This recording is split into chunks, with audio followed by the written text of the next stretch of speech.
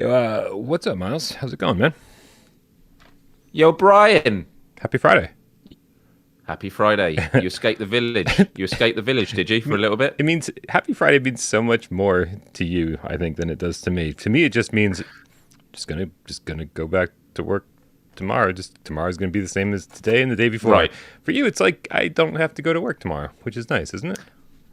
Yeah, I guess so. But I think it's also because I come from, I did freelance for 6 years where you are working the weekends as well. So I guess I do associate with it. But also, this is one of my favorite times of the week because of doing this show. I love it. It's good hanging out. And especially with how many PSVR2 games there are, it's nice to kind of at least have, I know you do it 3 days a week, but for me, it's like Friday's a good moment just to pause and talk about and process everything that's happened the last week, because I'm still just blown away by the amount of titles and the fact that I still feel I can't play all the VR games that I want to. I don't know about you. No, I mean, I never get a chance to play all the VR games I want to. Not these days anyway. Not in the last week point. 5 or so. It's amazing how little time I've actually put into PSVR 2. Because making content for PSVR 2 means you don't get to play a whole lot of PSVR 2.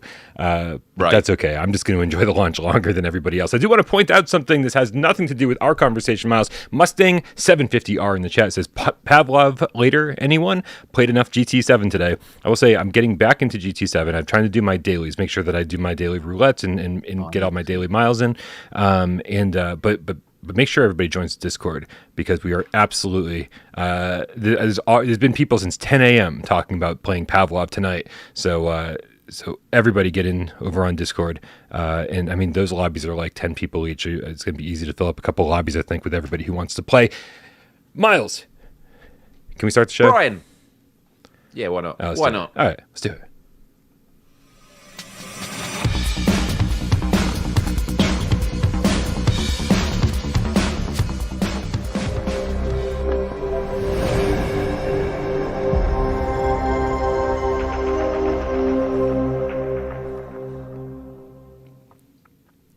This is PSVR GAMESCAST Live, where we film live every single Monday, Wednesday, and Friday right here on PSVR Without Parole. YouTube, they call it. That's a place. That's a thing. That's where we are.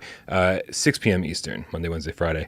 Guys, like I said earlier, don't forget to join the Discord. The link for that's in the description below. And that's all the housekeeping I feel like doing today. My name is Brian Powell from this channel right here, PSVR Without Parole. And this gentleman over here, to my right, he's about as far right as geographically you can get without being in China.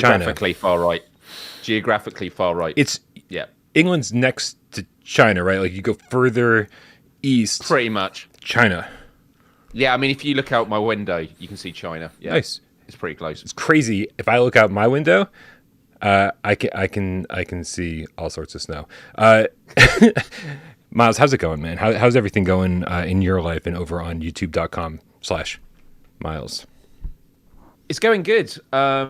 Just absolutely loving PSVR 2. I'm trying to think even what we talked about. Oh yeah, we talked about our greatest fears on Wednesday, because everyone's been diving into Resident Evil Village and seeing your live streams. I live streamed last Saturday. And it seemed like quite a good topic related to that. It was a good time. And this weekend, my live stream is going to be a bit more chilled, because there's actually a bit during my live stream playing Resident Evil Village where, as I'm about to go into this, I say scarier area because it's all scary for me. I go, why am I playing this? I should have played Cities VR.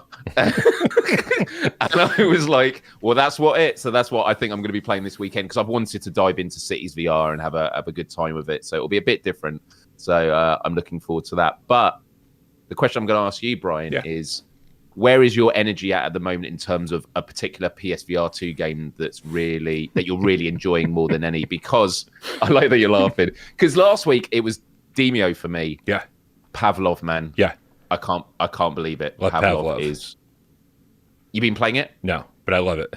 Ah, dude, I can't wait to get you in it. And TTT mode. Yeah. Do you know much about it? Yeah, well, so you said, have I been playing it? The answer is I haven't played it since the last time I talked about it on this show. So I have played it. but just enough to get a feel for it and know that it's like really very frequently goofy. It doesn't quite take itself as seriously as other first person shooters do, but also it's a seriously good time. That's for sure. It's an interesting dynamic. So I was trying to describe it to a friend earlier of like the gore is it's cartoony, but it's brutally realistic. Yeah. Like you literally can shoot people's faces off and expose the skull and stuff like that. And yeah, it's kind of cartoony for that reason. As you say, like the sort of the combat is quite goofy and fun, but at the same time, you are having to reload guns properly. The big machine guns, you have to like actually pull it open and like take the thread of bullets, if that's an actual term, and put it in there and then close it down again. But the TTT mode is the mode that I've had the most fun with, which is like Among Us. Yeah. And just so much fun of just like mind games with everyone. And the fact that your characters mouse move when they talk and everyone's just holding guns. Someone can be a sheriff with handcuffs to like tell people to put their guns down. I've played endless hours on that. Yes. Nice. Yeah, I'm jealous, man. I'm jealous because there are certainly games like this that I want to put more time into, but certainly I'm trying to prioritize the games that I'm going to review first because I only have so much time in any given day, right? And I will say that because of the games that I've decided to play, that has sort of changed the priority list when it comes to my review the games I'm going to review. So I am absolutely going to be reviewing Demeo soon because I've been playing a whole lot of fucking Demeo, dude. Like, and that's amazing. And that's not like that. That was sort of in the same place as Cities VR for me, right? Where I was like, it's going to be a great game. I know it's going to be a great game because I played it on Quest, but it's just so good. It's just such a great game. And the more you play it, the more you want to play it. And I've got like 2 games going at once now. And then I'm about to start a solo campaign just to make sure that I learn the characters a little bit more before starting my review.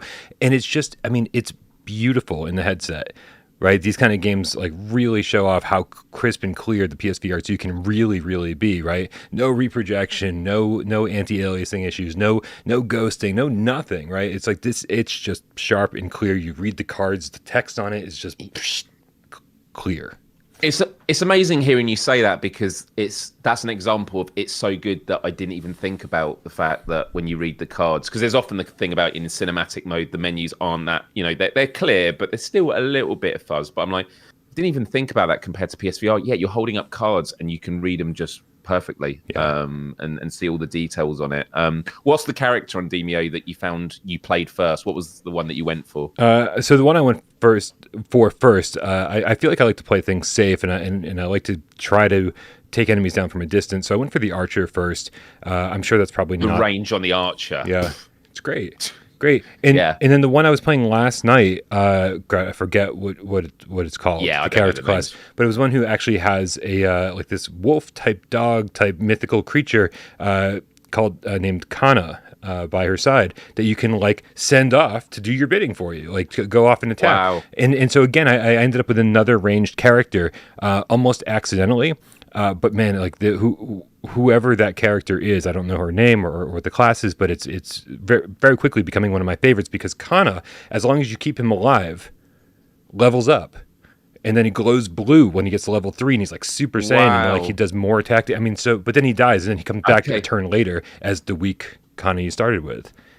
So. I've played hours of Demeo, never played that character. So good. And like when you play with your friends again and again, you kind of get into your clique of like, these are the characters we're going to play. Like you want to experiment, but you sort of work out dynamics. And yeah, the character that I saw when I was playing with random people, they were playing the character on the far right. Don't know the name, but he has the chain that he can throw. Very and Kratos-like or Scorpion-like from Mortal Kombat. Get over here. And he's able to... Yeah, and he's able to grab the like oil lamps and then pick them up and then hold on to them and then throw them, and it's and the range of doing stuff. But yeah, I mean, Demeo is a game overall, beautiful game, and it was one that I just keep thinking about. I can't wait to jump back in.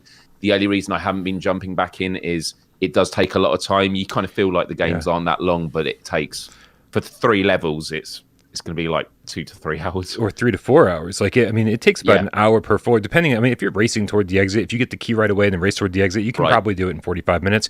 I don't do that, man, because I want as much gold as possible, because I want to buy new cards between levels, and I want to get as much XP as possible, because between games, you can level up your cosmetics, right? You gain XP, and then you get to have like cooler looking dice and that kind of stuff. So so I am all in when it comes to Demeo. This is definitely one of my favorite launch games. Spoilers, when I put the review out, there's no way it's getting less than a 9. Like, I'm just obsessed over this thing. But I'll tell you what, Miles, I didn't actually answer the question that you asked me. The question you asked me is, what game am I excited to play? What have I been doing? And I got to say that, along with my daily Gran Turismo 7 stuff, today I got back into Kayak, because I feel like Kayak is a game that got a lot of praise leading up to launch and then at launch, right? But then what happened was everybody started saying, well, there's not much content here. There's nothing to do. 10 minutes into Kayak, you'll be bored. And I'm here to tell you that is not the case. I played for hours today, and there is so much skill involved. Like, when you learn how to really use the oars properly and do sharp turns by like sticking the oar into the water, feels so good, doesn't it? It does, but I'm not terribly good at it yet. Oh no, right? I'm not either, but it still feels good. And so, and I haven't done a whole lot of like I'm just gonna oar around or kayak around. I don't know what proper verbiage is. Just oar yourself out. Oar yourself out is the term. Yeah, I've got a reputation for having a pretty big oar, or being a pretty big oar. There's millions of jokes we could spend the rest of the day doing. The races are intense. And they're difficult, man. Yeah. Because you have to get through these poles, right? They're like the different little, I forget what they're called. The gates. The gates. Yeah. And you can't. It's one, just getting through them requires patience and learning how to like navigate more precisely. But on top of that, you can't hit the poles with your oar or you lose 2 seconds of time. I'm like, this is fucking nonsense. Like, this is hard enough, and now you're going to make it harder. But dude, all I've got to say is I'm having so much fun with it. And I love, like, dude, this redefines what photorealistic looks like in VR, right? We used to talk about photorealistic when it comes to, like, paranormal activity or transference on PSVR1, and those games did look good.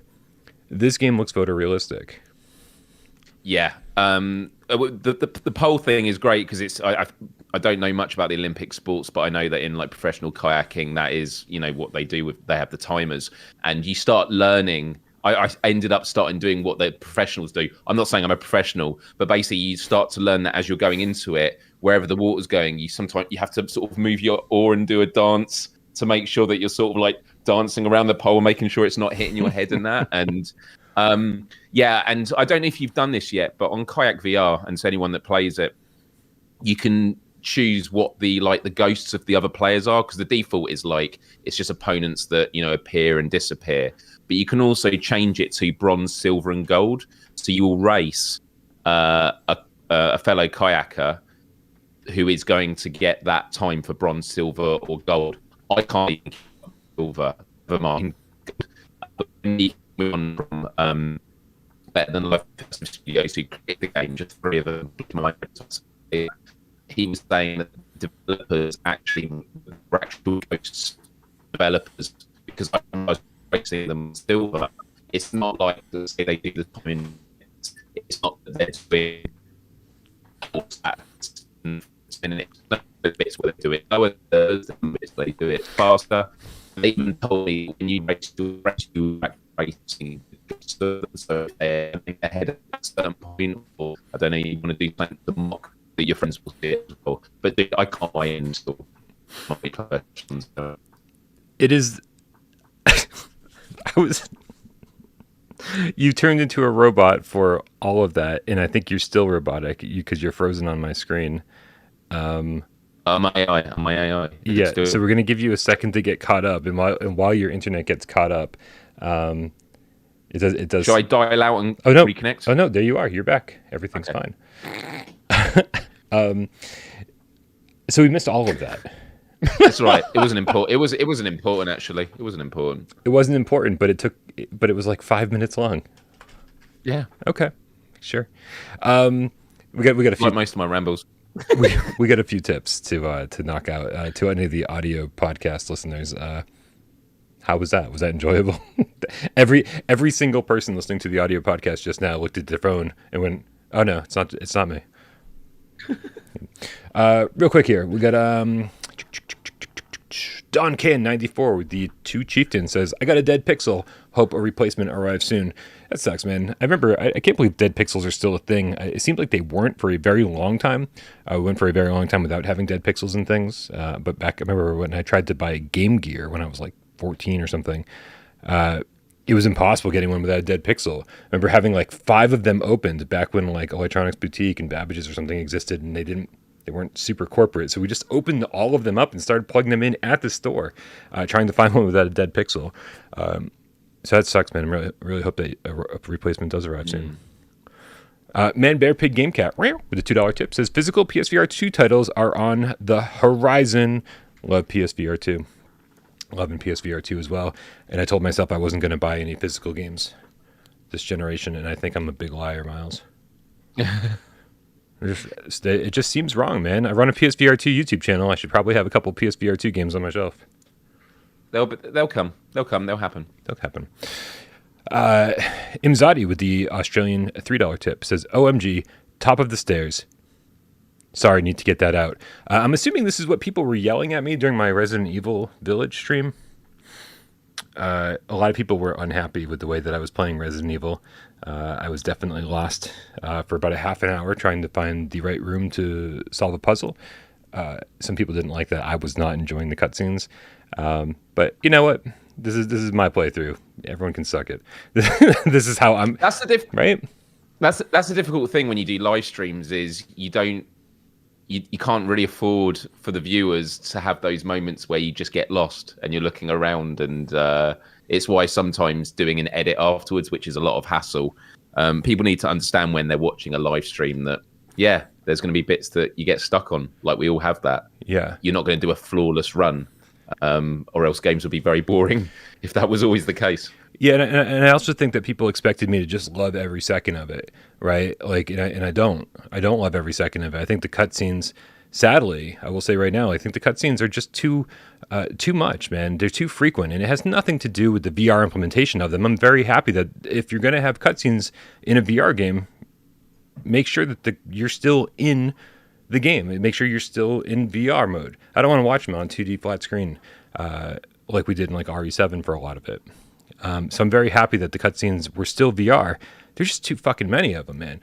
Too fucking many, and I think that relates to how good the gameplay is in Village. If the gameplay wasn't exciting and I wasn't loving every second of being in the game and playing as the character and shooting enemies and searching for things and crafting and all that stuff, if that wasn't fun, well then I'd be fine with the cutscenes, right? Because then it was like, you're not pulling me away from anything, but you're pulling me away from way too much stuff and way too frequently. My issue with it is I'm fine with the cutscenes if they allowed the interactivity of the VR. So an example is, and this isn't a spoiler, but at the beginning, you're at a dinner table having a conversation with someone and there's red wine glasses.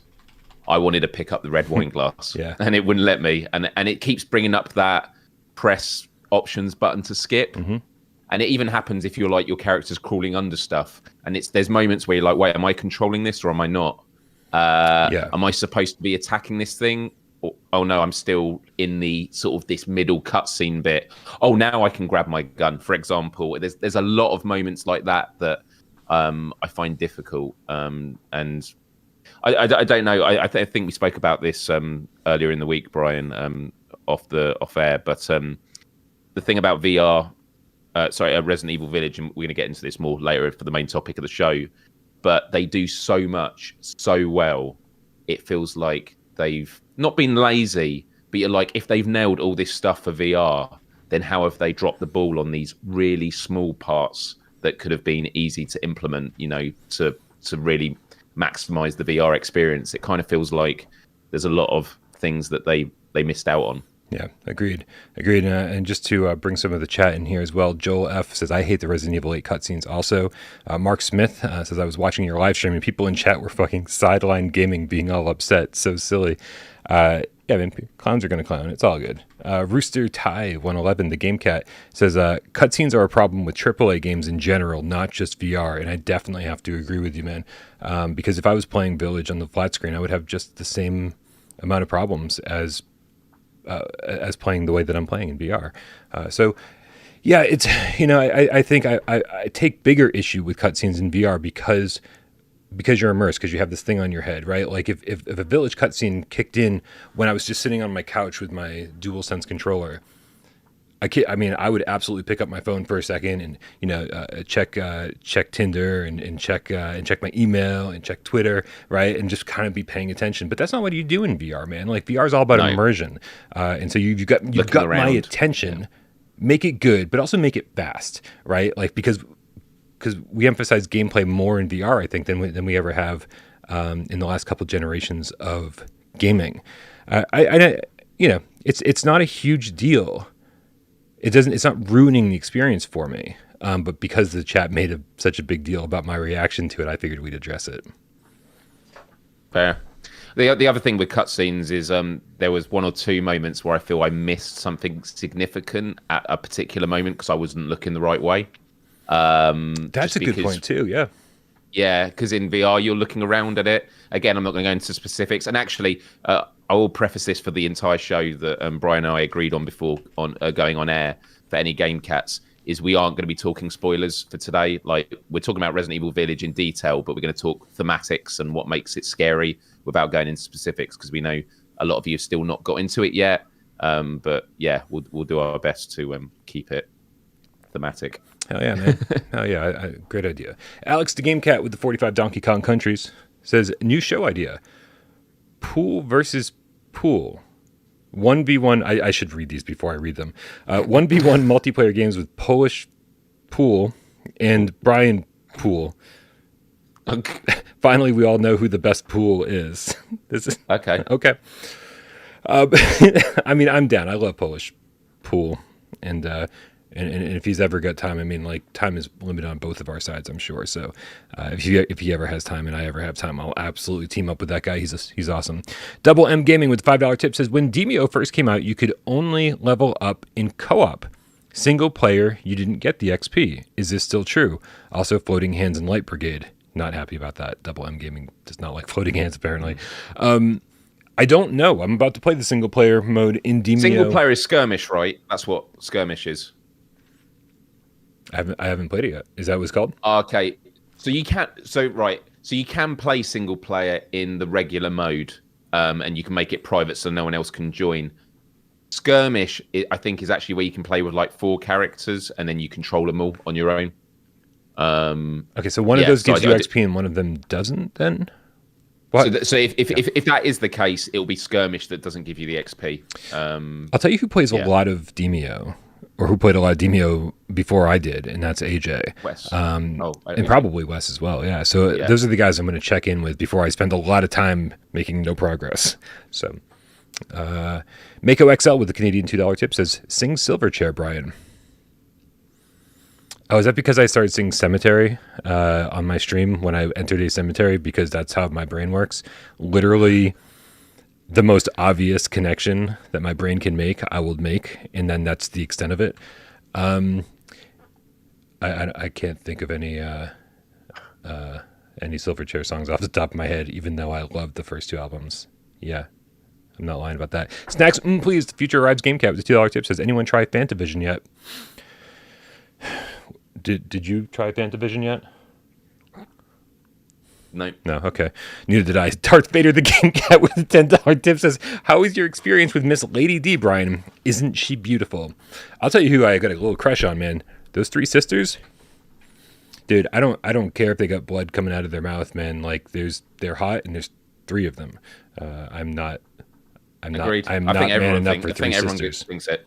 But also, I don't know if 3 sisters would be down with getting it on together. I feel like that's not a thing. But I think they've done weirder stuff. Yeah. Okay. I'll give you that one. Sure. But yeah, the sisters are hot. I'm not going to lie about that. the random guy, the Farno Game Cat with the New Zealand $20 tip says, that dinner scene gave me a massive panic attack as someone who has been held up at gunpoint when Chris's partner walked in with the gun. I was done. Sorry, I was trying to kind of like mumble through it because a little spoilery for people who haven't started. Full on hyperventilating, not a trigger warning guy, but that set me off. Yeah, I don't really want to go into that. I think we've talked about it on a litter box before, but I'm with you, man. I'm with you. Understandable. Thank you for the tip. Not sure. Brondo with the $20 tip says, I am very happy with PSVR 2. It's not perfect, and I wasn't expecting it to be, but I'm having an awesome time with it. Content will greatly improve as devs get more experience. Thank you guys for being here. 100% agree. Nothing's perfect. And you can absolutely start picking apart the faults of PSVR 2 if you so desire. But man, when I put that thing on, all I can say is I'm just so happy that it exists. I'm thrilled, Miles. I don't know about you. Yeah, no, absolutely. And hearing that comment made me think a lot about my feelings with like Pavlov and playing games with guns with two hands, like holding two-handed guns with the controllers as opposed to the aim controller. Because going into this, I was like, no aim controller, that's lame. But no, because they can have haptics that are different for the hand at the front of the gun and the hand at the back. They have different sensations. But it does make me think, when Firewall Ultra comes out, and I read a couple of articles this week because they've announced it's going to be made using Unreal 5 engine, and it's clear that the reason it's not out yet and they're taking their time is they are optimizing gunplay with these haptics and the feeling, and also to make it that, drift, tracking drift and all this sort of stuff. They're trying to eliminate everything. And so I think that Firewall Ultra is going to be a real example of what the future of VR is with this hardware. So that's a game that makes me really, really excited. Yeah, I agree, man. I agree. Alex the Game Cat with the 17 Donkey Kong countries says, sorry for the pool, Paul. Nice. All right, man. I think that takes us to our very first viewer takeover question. Over on Discord, we have a viewer takeover channel, and that's where you guys can get your questions on the show prior to the show even starting. We got a couple good ones, I think, today, Miles. Starting with Distracted. He says, now that the future is finally in our hands with the Sense controllers, looking back at the Move controllers, do you think that maybe we went a bit too hard in the paint for them? I don't know what that expression means, Miles, but I think we can deduce. I don't either. Okay. But I assume that means defending them. Yeah. I mean, that's exactly what I thought, but I was like, hard in the paint.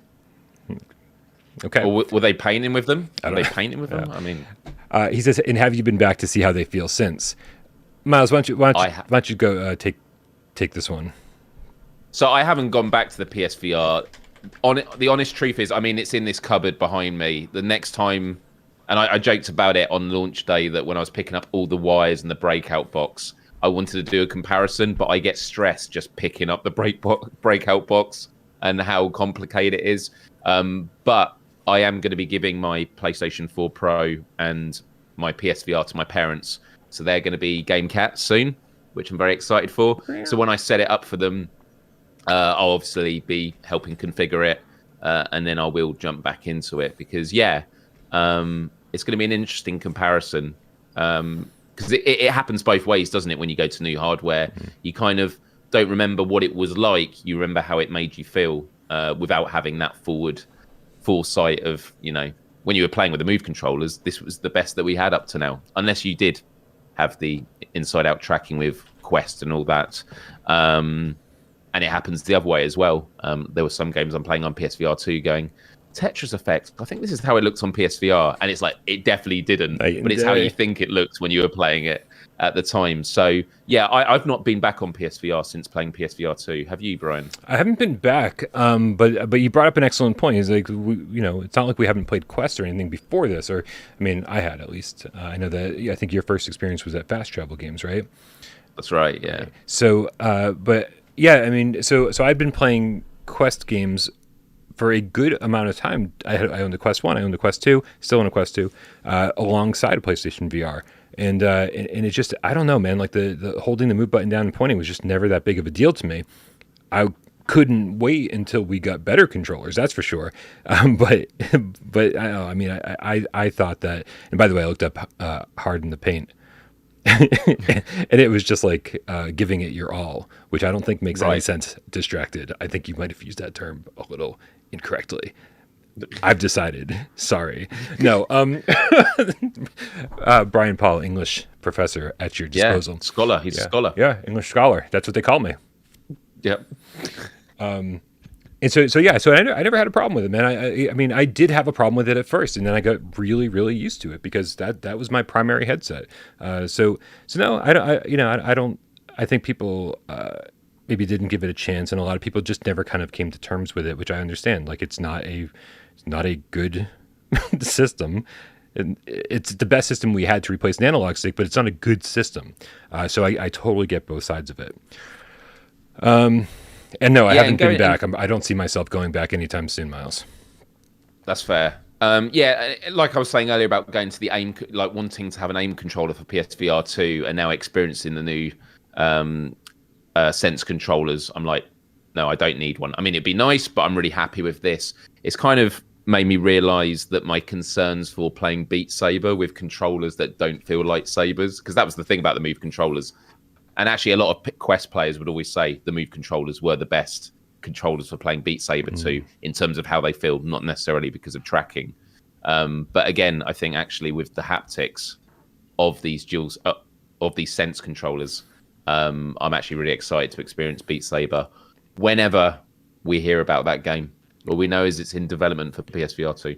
Yeah, I'm very excited because I think one of the things I didn't like about the they introduced chains, right, or links, or whatever the fuck they call them, right, with like the broken blocks like that spread out. Yes, and I fully expected it to go dunk, dunk, dunk, dunk, dunk, dunk, as I sliced across it, right, and that's not what I got.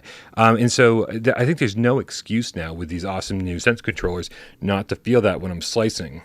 So I'm very curious to see how that all goes down. Have you played Synth Riders yet, by the way, on PSVR 2? Nope. I'm just curious to like the rhythm games on PSVR 2. You played Pistol Whip though, because I've actually jumped into that since you mentioned it last Friday, and I always mention Pistol Whip was a game that I feel I should love more than I do, and I never go back to it. That might still be the case for PSVR 2. However, I'm having a much better time with it on PSVR 2. The haptics feel just and the tracking and everything, it just feels incredible. Yeah. I feel like Pistol Whip goes right along with Tetris Effect, where you're like, this is how it looked on PSVR 1, right? But I guarantee if you go back and play it, like it's just like, nope, absolutely not. Yep. I think that would be the hardest part about going back to PSVR 1 is that like it's just the resolution, because now we have like these 2K per eye screens, whatever you want to call it, 4K, and everything looks great. And then you go back to that, and it's like I think we were very tolerant of things because it was the first console headset that was consumer affordable, and it had so many games on it and whatever. I think we were very tolerant of a lot of things. It's true.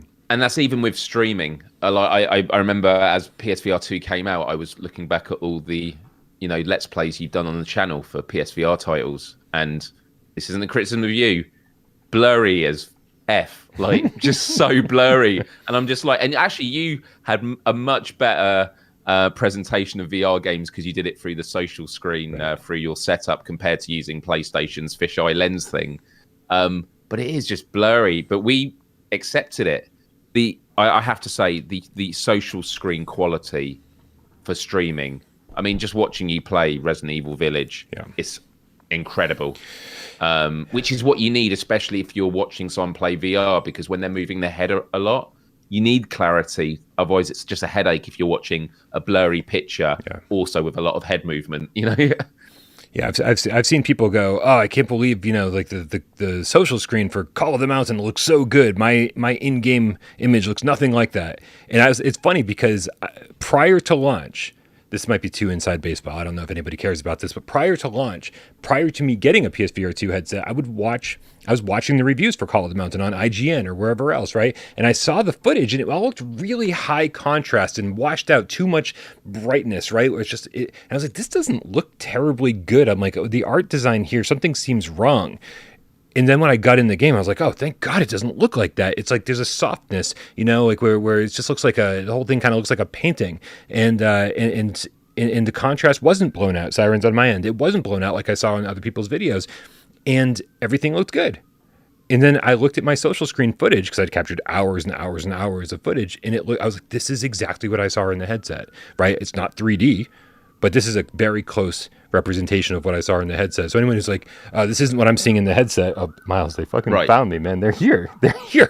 We got to finish the show real fast before they they push the door in, pack up. I'll keep talking to him. Perfect. Excellent. I'll be right back. So I mean, I think it's a great representation. I think it's a much better representation this gen than we even got last gen. Without a doubt. And the social screen for the pass-through, when you're using it, it's amazing, the quality. I joked before on here about that when I was looking around my room, and people could probably read if I had a letter out with my address on it. People could probably see it. It's amazing how good the quality is. Yeah. I have a very specific technical question about live stream, but this might appeal to game cats who have also tried it for themselves. When you did your Resident Evil live stream, it looked great. When I did it, it looked great, except it was very dark, the game footage on my screen. And that's always been a thing when I've taken screenshots and that. Is that just because of my HDR settings when you, at the beginning, choose, you know, the whites and the blacks and make sure that the image they show you is barely visible? Are you doing something on the streaming end, or is that just in your game settings? Because yeah, my game footage is incredibly dark. I don't know how anything works, Miles. Great. Cool. It's magic. It's magic, everyone. Magic. It means he's a natural. He's a natural. I don't know how anything works. The fact that I actually get videos made is a little shocking. It's a miracle. Yeah. If you're ever like, why is Brian fucking mad all the time? Right? Like if I start a stream, like when I started yesterday's Resident Evil Village stream, like I was mad about shit that was happening behind the scenes. Like everything was breaking, everything was missing, nothing was where it should have been. I was fucking mad when I got in, and so like I was already upset before those cutscenes like agitated me even further. And so I'm just an angry person, man, because like I work from home, I live at home, and everything here is in disarray, and I don't know how anything works. And so when something breaks, it's just awful. So, yeah. So a lot of people in the chat are talking about it, because also when I was playing Kayak VR at night time, I was like, this is awesome at night. And people are like, I cannot see anything. Oh. Like you're paddling through complete darkness. So, yeah, I need to work it out. Before we get to our next viewer takeover question, you know, as we come close to the end of our show without getting to the topic. Great, I like this. Yeah, I like casual Fridays, man. Right? We get in here and it's like, you know, we have a run of show, but we just kind of ignore it.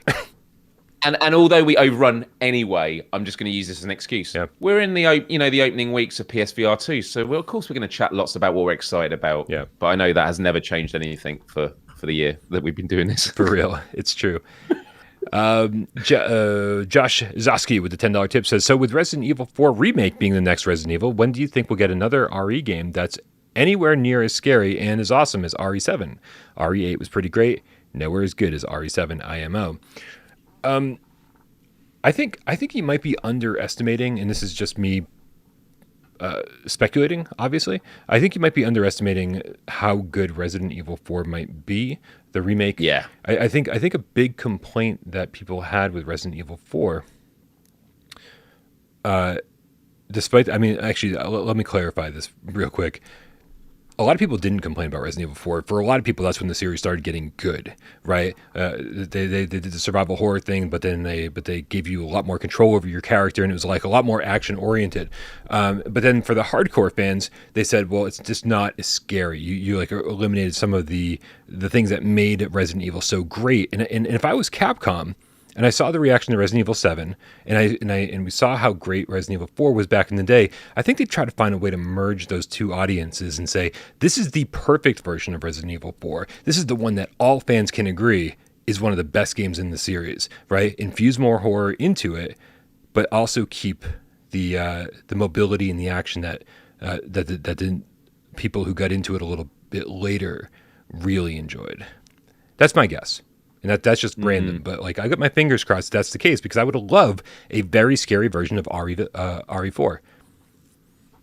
And also, Capcom are like Insomniac Games. They are just unbelievable with their output of just creating games, creating remasters and upgrades. They just keep knocking out the park. It'll be interesting to see what Resident Evil 9 is, but I assume they'll be still going down the path that they have been. Yeah, because the remakes they've made for 2 and 3 and now 4 has given them the room to sort of do the classic stuff. That's how they've been doing it. But in terms of I thought the question was going to be about next VR Resident Evil game. I assume after 4, I feel like Resident Evil 2 has to get a VR version, but I don't know because we always talk about how they're doing for Village the third-person version. They were showcasing that the DLC. And we always, and it's like the hybrid games. It's like they are going to start modeling everything that they can just, of course, not just flick a switch and it's now VR playable. They have to test it. They have to tweak things. But I feel like the RE2 remake would be a strong candidate. Not that I'd want to play it, but yeah, I'll tell you, I do want to know the stats on Village. I want because they were very transparent about how many people played 7 in VR, and it was a good percentage. Oh, were they? Yeah. I think you can go on their website right now and see the active stats. Like I think they are they keep them up to date pretty frequently. I don't know if the stats are up there in real time, but they are being updated frequently. So I would like to see if more people, percentage wise, are getting into Resident Evil Village on PSVR 2. Obviously, right now wouldn't be a great metric because the thing just came out, but within a year or something, I would love to see those numbers. Max Zavala III, great name, with a $2 tip says, Miles, Brian, GameCats, we have the weekend and PSVR 2. Straight to the point. I like it. It's amazing. Yeah. Snacks, please, is the future arrives GameCat. With a $2 tip says, Miss Moves with Synth Riders, harder to bring the sass. Mako XL with the Canadian $5 tip says, take the money, give something to AJ. I'll give AJ some shit, if that's okay.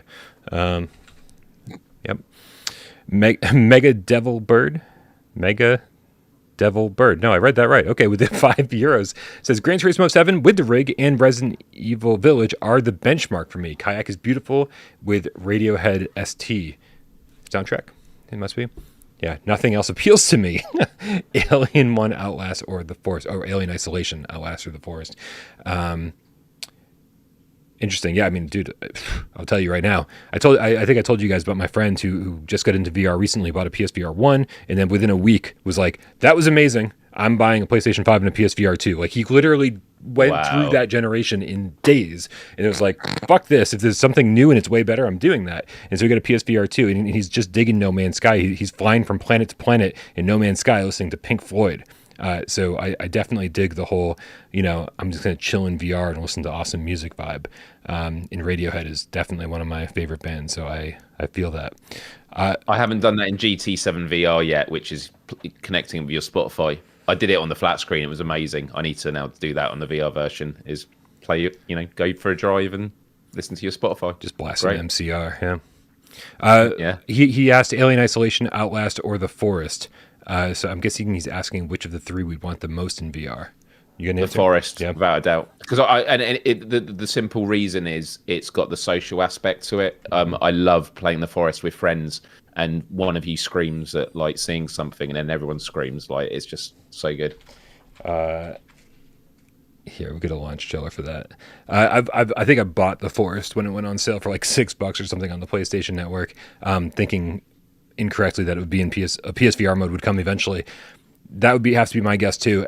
Alien Isolation is definitely one of those games that I really want to play in VR. However, The Forest is a game that I haven't even played because I was waiting for a VR mode. So yeah, I'd have to vote for that as well.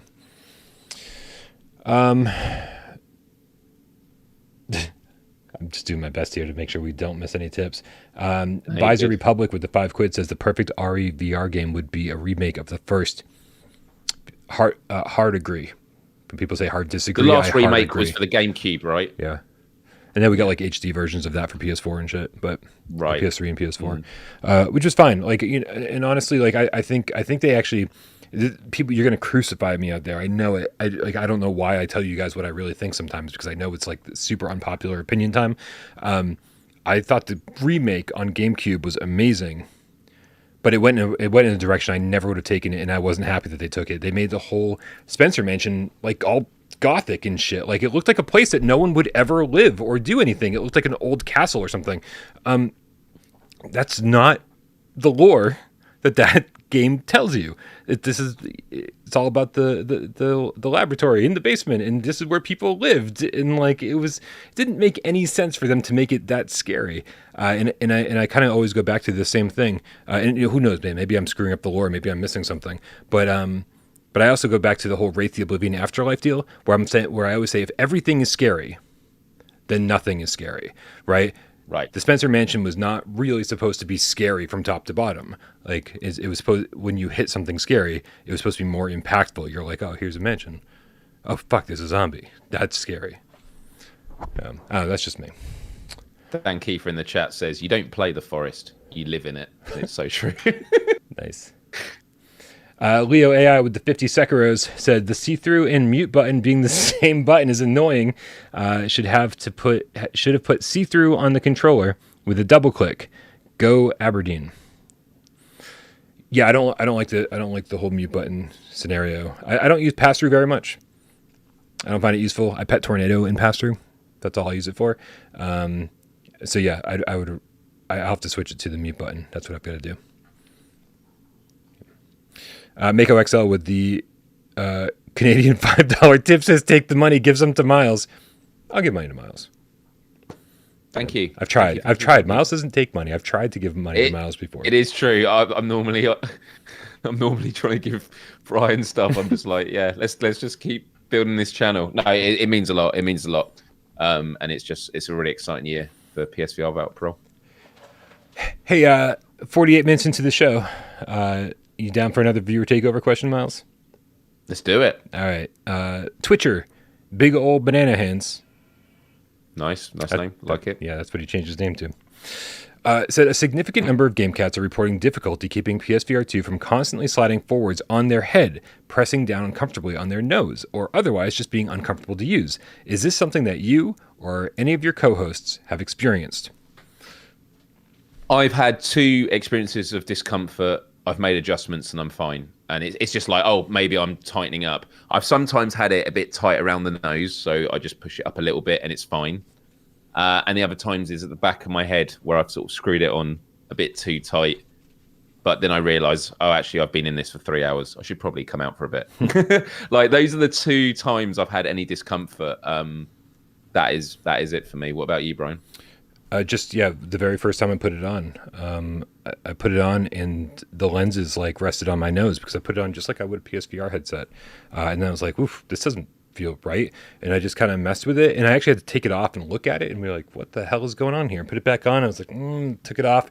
And then by the third time I put it on, I was like, oh, I don't know what I was doing wrong the first 2 times. Like this makes perfect sense. Like it just fits. And I actually find it more comfortable than the PSVR 1 now that I've sort of found, boom, where it fits. Yeah. Same. People complain about the cushion for your forehead, right? And I don't get that.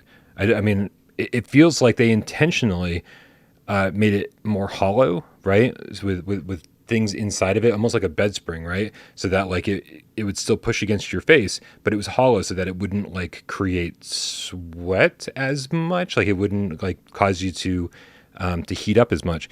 I don't know what it is, man. I don't know what it is, but like I'm super happy with the comfort level on this thing, and for anyone who isn't feeling the same way, like I mean, we all have different shaped heads.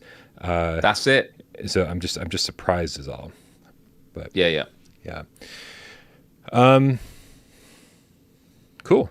I guess that brings us to our topic, man. Main topic, right? And if anybody read the thumbnail, we have 2 topics. Obviously, we're going to be talking about Resident Evil 8, but we're also going to be talking about, first, what's next for PSVR 2. I think it's easy to get real caught up in what's happening over here on the launch, Miles, right? I mean, we have obviously so many titles that we still haven't even gotten through. There's games I've got downloaded and haven't even spent a single second in. Yep. You know, I've had this thing for 9 days, I think. And so I'm definitely drowning in the launch titles, but not everybody has to play every game. And so I think it's time just for a moment to look forward and see what other games are coming down the road. And on that topic, Miles, what jumps out at you as one of the next games coming up that you're excited about? I mean, Switchback. Switchback, I was hoping to be a launch title, and then when it was delayed, great, take the time you need, and March will come around quick enough, and here we are approaching it. So, yeah, because Switchback was, although we didn't, utter it as Switchback, we were just talking about Rush of Blood 2. For a lot of us, it was on our wish list of PSVR2 titles, up there with a new Astrobot game. And the fact that this is coming is super exciting, and they're clearly leaning into all the opportunities that come with PSVR2 hardware, eye tracking, haptics, adaptive triggers, high resolution. So yeah, I can't wait. Yeah, I think Switchback is a big one for me too. Obviously, Rush of Blood was one of our favorite games. It continually makes the top 25 lists for PSVR 1. And it's so crazy, man. It's so crazy. Being a launch title. Right. It's so crazy that it was a launch title, and it's still one of our favorite games. But that just, I guess that just speaks to how good it really was. Yeah. The fact that we never got a sequel during that generation was crazy. The fact that we never got any DLC for it, right? I mean, everybody out there was screaming, "We'll pay for DLC. Just bring us more levels," right? Like, and that was just a cry that never got heard or responded to until now. Right, they're like, "Oh, you'd pay for DLC? Well, will you pay $40 for a whole new game?" And the answer is, "Yeah, of course we will." So hopefully, it's just as good. It's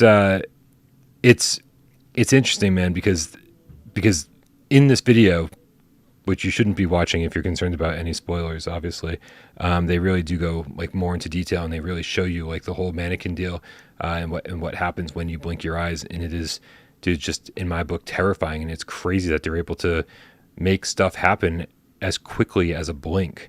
And it definitely tells you something about the eye tracking and in the sensitivity of it, and also how fast the PlayStation 5 really is to alter the image like that in a split second. Right. And I need to see it for myself, because I almost kind of don't believe that it's as good as they're making it out to be.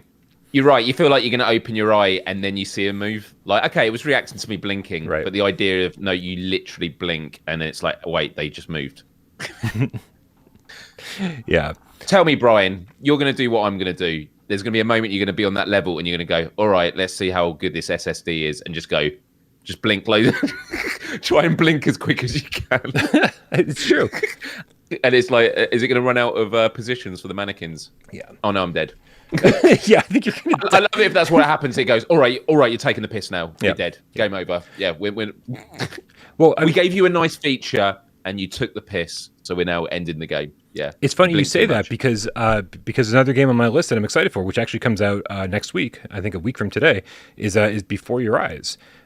Yes. And Before Your Eyes hinges seemingly, I don't know if anybody's played this on PC that can maybe clarify for me, but it seems like it hinges 100% on eye tracking, and you only stay in scenes until you blink. It reminds the concept of this, like you kind of like fast forward through your life. The concept of it reminds me of that Adam Sandler movie Click, where he like kind of fast forwards through his life with a magical remote control that he got at Bed Bath & Beyond. It's a fucking weird ass movie, but it was shockingly good, and I cry when I see it. And I've watched it twice, and I've cried both times. So with that out of the way, just like you said, Miles, I want to see what happens. Like if every time you blink, you fast forward in your life in this game and like to another time period or whatever. Well, then sirens on my end. What happens when you blink, blink, blink, blink, blink, blink? Roll credits? Like what is that about? How long does this game really last? How many different time periods are there? Or am I just kind of misunderstanding how this whole thing even works? But these are the kind of games now that PSVR 2 is out, and we know that it's, the graphical fidelity can be amazing, and we've people have been shown, hey, we've got Resident Evil 8, and we've got Horizon, and we've got Kayak, and you can see how beautiful. Now I'm ready for some of these indie games, right? I'm really ready to see what like the real creative side of gaming can bring to VR. Yeah. What else you got, man? I think we got at least one more to talk about, right? Saints and Sinners. Oh, how did I forget about that? Nice. Did you beat Chapter 1 on PSVR 1? No, so this is one thing I wanted to do on PSVR. Right, this is why I have played maybe 12 to 20 hours of it. Mm-hmm. But what happens is and this is not me making excuses, it was so good of a game with all the mechanics that I'd get halfway into the game and I'm like, I've learnt this now, I could do so much better. And then I would start the game again. Because it was one of those games that you just wanted to give yourself the best possible start. And so, yeah, I've played the game in terms of duration many times over, but I've just kept replaying the first half of the game. And it was also because if I ever went to play another game and I came back to it, I was like, I need to learn the mechanics again, so I may as well just start again. It's pretty, I'll be able to play catch up, and then I don't, because it was a big game. But I'm very, very excited, and obviously it's going to get it is coming with a remaster, isn't it? Yeah, the first one. So I'll do a double bill. Yeah, if I wasn't so limited on time, I guess we'll see what happens when the game actually comes out. I think it's March 20. I don't fucking know, man. I got all my release dates mixed up, but it's mid-March. There's a part of me that's like, I want to play through the remastered, or technically it's the high-end PC VR version of Saints and Sinners Chapter 1 first, right? And just kind of like be like, okay, let's dive back into this. Let's play through the story, and then we'll do Retribution right after that. Just follow it up. But I just don't think there's going to be time to do that. But I will say that as far as all the remasters go, all the games that have been announced getting PSVR2 remasters that were on PSVR 1, I think Saints and Sinners is top of my list, because we've had so many games. I mean, Pistol Whip, yeah, did it need a remaster? No, but I am happy that I can play it on PSVR 2. Tetris Effect, did it need one? No, but I'm happy I can play it. And these are all great remasters. All of the ones I've played so far have really added a whole lot to the PSVR 2 version. The experience made playing it and enjoying it so much greater. But Saints and Sinners was a game that was like, they pushed the PSVR 1 to its limits. The fact that they even got this thing running on Quest was a minor miracle, right? And so White Moon Dreams did the port of PSVR 1, and they did an amazing job.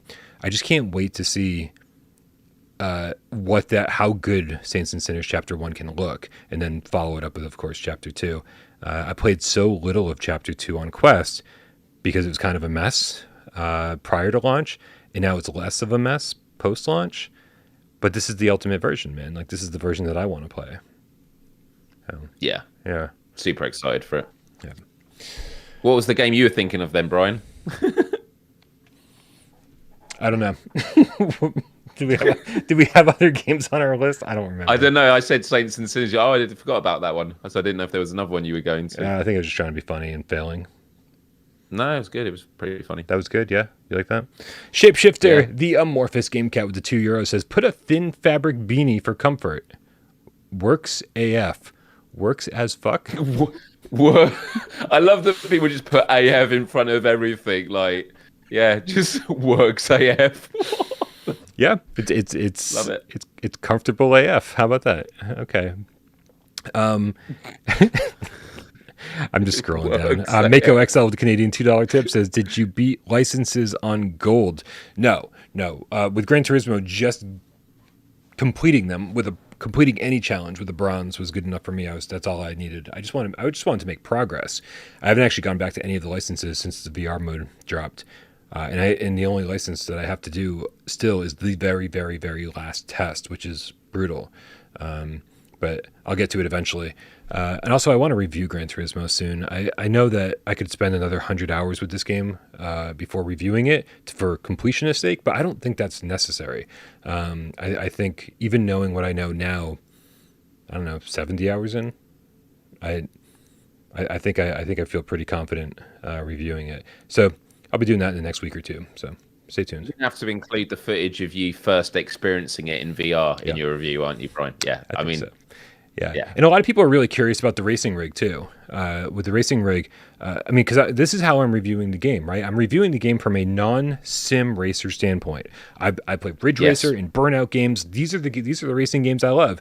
I am not a sim racer fan. If I could avoid sim racers for the rest of my life, I probably would have. So here I am getting a full racing rig. So I'm reviewing it from a very unique perspective, and so I'll be talking a lot about the rig. Probably showing a lot of pictures of Tornado sleeping in my rig as she's doing now, and talking about how this game works in VR. And so it's gonna be a very without parole style review. Focus on my experience. That won't relate to a lot of people, I'm sure. But you know what? My channel. Your channel, yeah, absolutely. Right. You want something that's for everybody? Go watch IGN. We don't do that garbage around here. Stike Gamer, the VRAF Game Cat with the €5 says, I still need to find a solution to my PSVR2 sliding a little due to my long hair. This is the second time in just as many episodes of GamesCast Live we've heard about people having issues because of their hair. The hair prevents the back padding to get a grip and slides a little. It's like we need a picture. I'm just a big fan of long hair, so that's my excuse to see a picture of you. I don't know. Yeah, I don't know. I got nothing. And I think, no. I think we got one more tip, and then we can move on. We've got Move Master Mick, the shape throwing PSVR game cat, rare with the 5 quid, says, can Sony please add a PSVR2 symbol on my online friends list? Love the PS4 and PS5 image, but would be mint. Love that it said mint. To show live PSVR2 players as well. Thoughts? Absolute mint. So on your Miles, you can help me out because you're way better. You're way better navigating the PlayStation UI and in doing the whole friends thing than I am. I just do what's necessary as needed. So when your friends are playing online, it shows a PS4 or PS5 next to their name. Is that what it is? Yeah. It's something I noticed when PS5 first came out. I mean, I assume it's still there. It's just that it's been so long now, I don't really notice it anymore. But yeah, when it first came, I think that's why I noticed it more, because you were like, oh, who else has got a PS5? I was looking to see what friends had it, and then we might be able to play games together. But yeah, it used to say next to their name what console they were on. Nice. Digital Diarrhea with the $2 tip says, Game Cats AF. There we go. That's it. Yep. That should be the new Discord name. Yep, that works. And then Jeesh with the $2 tip says, easy solution, shave your head. It's never the solution. Never the solution. I've shaved my head. I don't recommend it. Years. A question I had when PSVR2 was coming out in terms of the UI was PSVR games had the requires VR on the actual box art. Yeah. Whereas PSVR2 titles don't have anything at all. It's just the artwork. And my concern was, are there going to be people that have PSVR that end up buying PSVR2 games by mistake? But I assume I don't know what the answer is. I assume that hasn't been an issue. The answer is that most games do have that. The Saints and Sinners has that on it. Cave Digger box has it on it. Tales from the Galaxy's Edge has it on the box. These are all, and it looks very similar with with the new PSVR2 logo on it. The issue is like they haven't re-released Resident Evil 8 or Gran Turismo or anything like that to have the logo on it. I'm assuming that you're thinking about one in particular that you must have seen that didn't have a logo on it. Well, I'm talking about on the digital store. They don't have the logos on the artwork. Oh, you know what? So that was a very So my apologies because I just totally. No, but it's. I didn't even think about the physical. But you're right. So even though we were talking different things, that's answered another question I would have had. So because I've had multiple accounts in multiple regions, I have seen that. Like when you go to the UK store, they all have that bar across the little thumbnail for PSVR 1. As you were explaining. Right? Yes. We didn't always have that here in the States. Some games would have it, but like 1 out of 10. And so yeah, I mean, like I think it's very possible that people will accidentally stumble across a PSVR 2 game, just like they probably stumbled across a PSVR 1 game over here in the States and bought it and said, oh shit, this is a VR only game? Right? Like super hot, super easy to probably buy the wrong one, even with VR in the title. And then you see something like Saints and Sinners. You're like, oh shit, it's a Walking Dead game. I'm going to buy this. And then you're like, oh, It needs VR. I didn't know that. I didn't read the description. So yeah, I'm sure that's going to happen. But you know what? Everyone should own a VR headset. So it's really on them. Agreed. Yeah. Agreed. Yeah. All right. Mako XL with the Canadian $2 tip says, shave your head for charity. That's a thing. I like the idea of someone accidentally buying a PSVR 2 game that's like $10 and they're like, oh, well, I guess I'm buying a PSVR 2 then, as opposed to returning it. Like, returning it's such a hassle. I'll just fork out the PSVR 2. Yeah. And they'd be right to do so. I mean, any excuse, Miles, is a good one. Yes. Holy shit, dude. Listen, we are absolutely going to get to your tips, you guys. But we do need to get on with the show a little bit. I love all the AF tips. Yeah, but we'll get to them later. This is why is why the cats are so amazing, right? Yeah. They love nothing more than a running joke, especially if it's at my expense. Miles, the topic of the show is Resident Evil Village. This is the game that you and I have both been playing quite a bit of. Into our embarrassment, we've been doing it live for the cats to witness.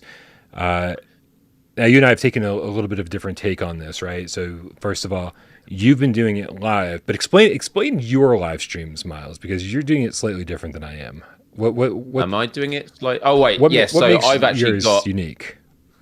Well, I've got the live chat in my ear, Right. which I know you've chosen not to. But the reason I have it in my ear is because I learned how to do it through you. So it's interesting that you've kind of passed it on, and now you're not doing it yourself. But understandable the reasons why. Like if you've not got chat in your ears, it's a lot scarier because it's just you in the game. And I was actually thinking about this a lot recently because my friend Robert Pearson, who hosts on PlayStation Access, the PlayStation channel, and although there's a really good clip of him playing RE8 going viral on PlayStation's official channels from RE8, but don't watch it if you don't want spoilers because it's something quite late game, but it is absolutely hilarious and scary. But David, who's on the channel, he is the sort of in-house hates horror games. And they always get him to do the horror games, and he's always screaming, and he's the guinea pig and stuff. And I'm not taking anything away from him because when you're playing VR games in any context, it's scary. It's very immersive. But when he's doing it, he is doing it in a studio where he's next to a colleague who he's able to chat with. And when you're chatting with someone, it makes it a lot better. There were certain horror games in the past where I'd listen to a podcast, and it just that extra bit of like making your brain focus on a different context, that just makes it more comforting. If you are in that world, it is so believable, especially in VR. And so even though I had chat in my ear, the chat in my ears, I'm home alone. I would never, growing up, watch a horror movie home alone. The idea of putting a VR headset on and being in it, And so I will go a bit more into detail about my experience with it. But yeah, that's sort of the top line thing. The top line is it wasn't scary and I was totally cool with it. Being home alone in a horror game in VR is like Home Alone 2 Lost in New York. I like that. I like that. A Home Alone VR game would be amazing, man. There was that game where... What was the game that was in VR that was where you had the people breaking in, you had to hide? Intruders, which I never played. Right. Yeah. But they should do a Home Alone game where you have to set the traps. Yeah, sure. That'd be sick. Absolutely. For sure. Like that, I mean, that we need a Deception game in VR. Remember Deception on PS1 or PS2? Yes, I do. As well? Yeah, those were good. Yeah. Tecmo. So I threw the introduction to this conversation over to you, Miles, for one specific reason. I said, you're doing something different with your stream. And then you proceeded to tell everybody how different my stream was. You've got a heart rate monitor attached. Oh, did you forget? Yeah, I did. Yeah. Sorry, I was like, what is he alluding to? Oh yeah, it was the in-ear chat. Yeah. No, sorry, I'm so sorry. Yeah, I had a heart rate monitor on. This is great. and so I mean, just a steady 70, 80 BPM the entire time. I like to check in on my health. Yeah, I like to see how much I'm burning as I'm stabbing things, because that's a workout. My heart rate goes up when I'm doing that. Yeah, no, my Apple Watch obviously does heart rate, and there's an app that I got that allows me to put it on screen. During the stream, people were able to see my heart rate, and I was genuinely curious of the relationship between what you're feeling in your mind and the physiological impact. And there was a bit where I'm literally going, I think my heart rate's going to go up, and it literally jumped 20 BPM. And it was just, there's moments where you just see it just go up, and it's because of the fear, because that's what adrenaline is. Your body's preparing for fight or flight. And so it's pumping blood to your muscles so you're ready to do it. Except you're in a VR game where, I mean, this is what I find fascinating about it, Brian, is I find flat screen horror games and like horror movies. I used to really struggle with them. I find them, for the most part, a piece of cake now because they're on that screen in that box at the other side of the room. They're at a distance. But the reason a lot of people often like horror games is it's the idea of you're able to make yourself feel unsettled, but in a safe space, like nothing's going to hurt you.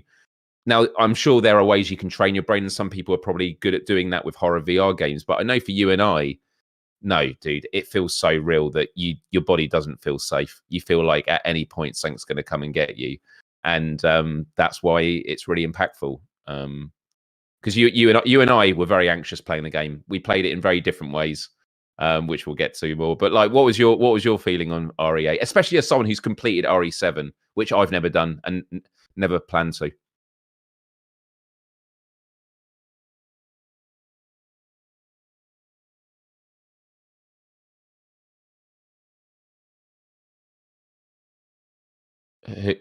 Oh, what the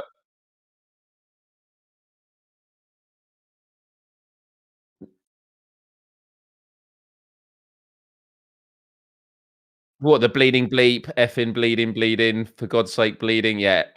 Yeah. So that was the other thing I had, not on my stream, but I've just released today an edit of it because my parents were watching the stream and they had to turn it off, not because of the gore and people getting shot, because of my bad language. And so I thought, yeah, I need to do an edit. So there is now not just the heart rate on screen, there is a swear count as well. And a lot of people were surprised because I don't swear a lot. The truth is I only swear in two contexts, Brian. I swear when I'm gaming and I'm frustrated, like, oh, why the F did they just do that? Or I'm scared. When you're playing a horror game, it was kind of embarrassing how much I swore. But for me, it was a coping mechanism. It's the way you talk to yourself. Like, no one's talking to me right now. Yep. I need to keep talking to myself. And most of the time I was just saying, I effing hate this. That's a lot of what I was saying too. And sorry, I accidentally muted myself because there were sirens over to here while Miles was talking, and I didn't want to interrupt him, so I just turned that myself down, and then forgot to turn myself back up. So my apologies. Anyway, let's get back to this, man. So what were your feeling? I'm going to say feelings about RE8. Like, how did it make you feel? Like, talk about the tension and the impacts it had on your body. Like, well, I mean, dude, okay, so I mean, leading up to launch, obviously you and I both didn't play Resident Evil Village on purpose because we didn't want to spoil it for ourselves. We know people who played Resident Evil 7 flat screen before they played it in VR. Not something we wanted to do, right? In VR, it's going to be as scary as it's gonna ever be if you don't know what's coming. But still, a lot of people said, Village just isn't as scary as Biohazard was, and I think they're right so far, right? But that doesn't mean it's not scary. Right. That's a high benchmark. Right. Yeah. Resident Evil 7 is this, talk about being held up at gunpoint. Been there. I think, like I said, I talked about it at Resident Evil 7 was somehow still scarier than that fucking chaotic moment in my life, right? Resident Evil 7 was one of the scariest things I've ever done. Now, with Resident Evil 7, I was able to hide behind a DualShock 4. My hands were not out there in the world. I didn't have to worry too much about aiming a gun with my hands or looking down or aiming down the sights because I just used head tracking and pulled the trigger, right? I had a lot of safety mechanisms at my disposal to make me feel more comfortable in VR, even though I wasn't terribly comfortable. I was terrified. And here we are in Village, and I just don't know what's coming ever. And the sound in this game is so incredible that the sound alone scares me. I'm constantly saying, "What's that? Yes. What's that? What's that?" One of the worst parts of yesterday's stream was when I was in kind of where the Maiden demo took place. I was in like all these like jail cells underneath the building, and I just wanted to stay in the cells because every single time I came out, I'd hear something, and I was so tense because of this, right? Every muscle in my body was tensed up. And so like, even on stream, I think you can tell that I'm just holding the Sense controllers like this. My hands are shaking, and you can see that on stream, and my back is tense. My legs are tense. And dude, and after so much of that, like it's just physically exhausting. I woke up today, my whole body was sore, right? And I was like, oh, let's play Kayak. That's a great idea. Like, so Kayak's a great. That's a great way of sort of a detox, anxiety detox. Right. And so physically, I'm terrified. I like it's straining me physically and mentally and emotionally. And I'm sure when I get to the end of the game, I'm going to be able to look back and reflect and say, you know what, that wasn't as scary as Biohazard, but here I am with 2 sense controllers out there, and I can throw knives, and I've got a little pistol that like isn't terribly powerful, right? And I've got very limited shotgun ammo. Like I've only got so many shells at any given point, and so I don't want to waste that, you know. And that seems to be the only effective thing in this game. And so the element of survival horror, for me at least, because I have missed, according to the comments, a lot of potential money that I could have been picking up, and so not as much as I miss, Brian. Well, and so not as much as I miss. But if you want an easier run, it's so important to be observant of that stuff, so that you have as much money when you meet the merchant. You can buy shotgun shells, buy blueprints to craft shotgun shells, and then makes the game easier. I didn't experience that, right? Because I didn't. So the element of survival horror that feels like it's kind of been missing a little bit in Resident Evil since, you know, in Resident Evil 4, 5, and 6.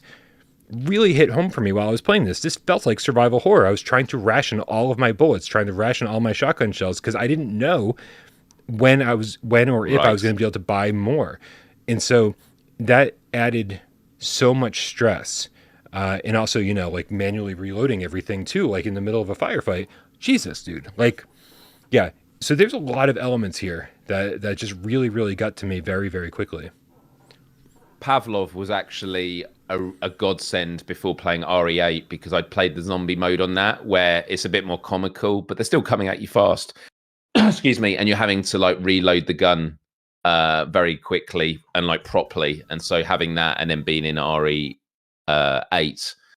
putting the clip in, pulling it back, I'm glad I'd done that, or else I would have been an absolute mess. But yeah, it was. I actually passed everything in the village when you first enter it. Again, not going into specifics, but when you first go through it, there were lots of places I could have gone into and rooms and stuff. I just completely avoided it.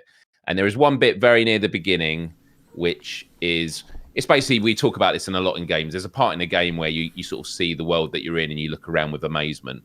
And everyone does it. Everyone looks in amazement. You did it on your live show. You were like, look at the castle. And is that you say, is that flat or is that, no, that's 3D. Right. Like that's you know, and it was a great observation. When I got to that bit, I didn't even stop. I just kept going through it, looking at the ground, because I was like, because look, I understand how my mind works. I know what scares me, and it means I have an opportunity to train myself out of it. But in some ways, it's kind of amusing. The things that scare me, and you might agree with this in many ways, if an enemy jumps out, terrifies me.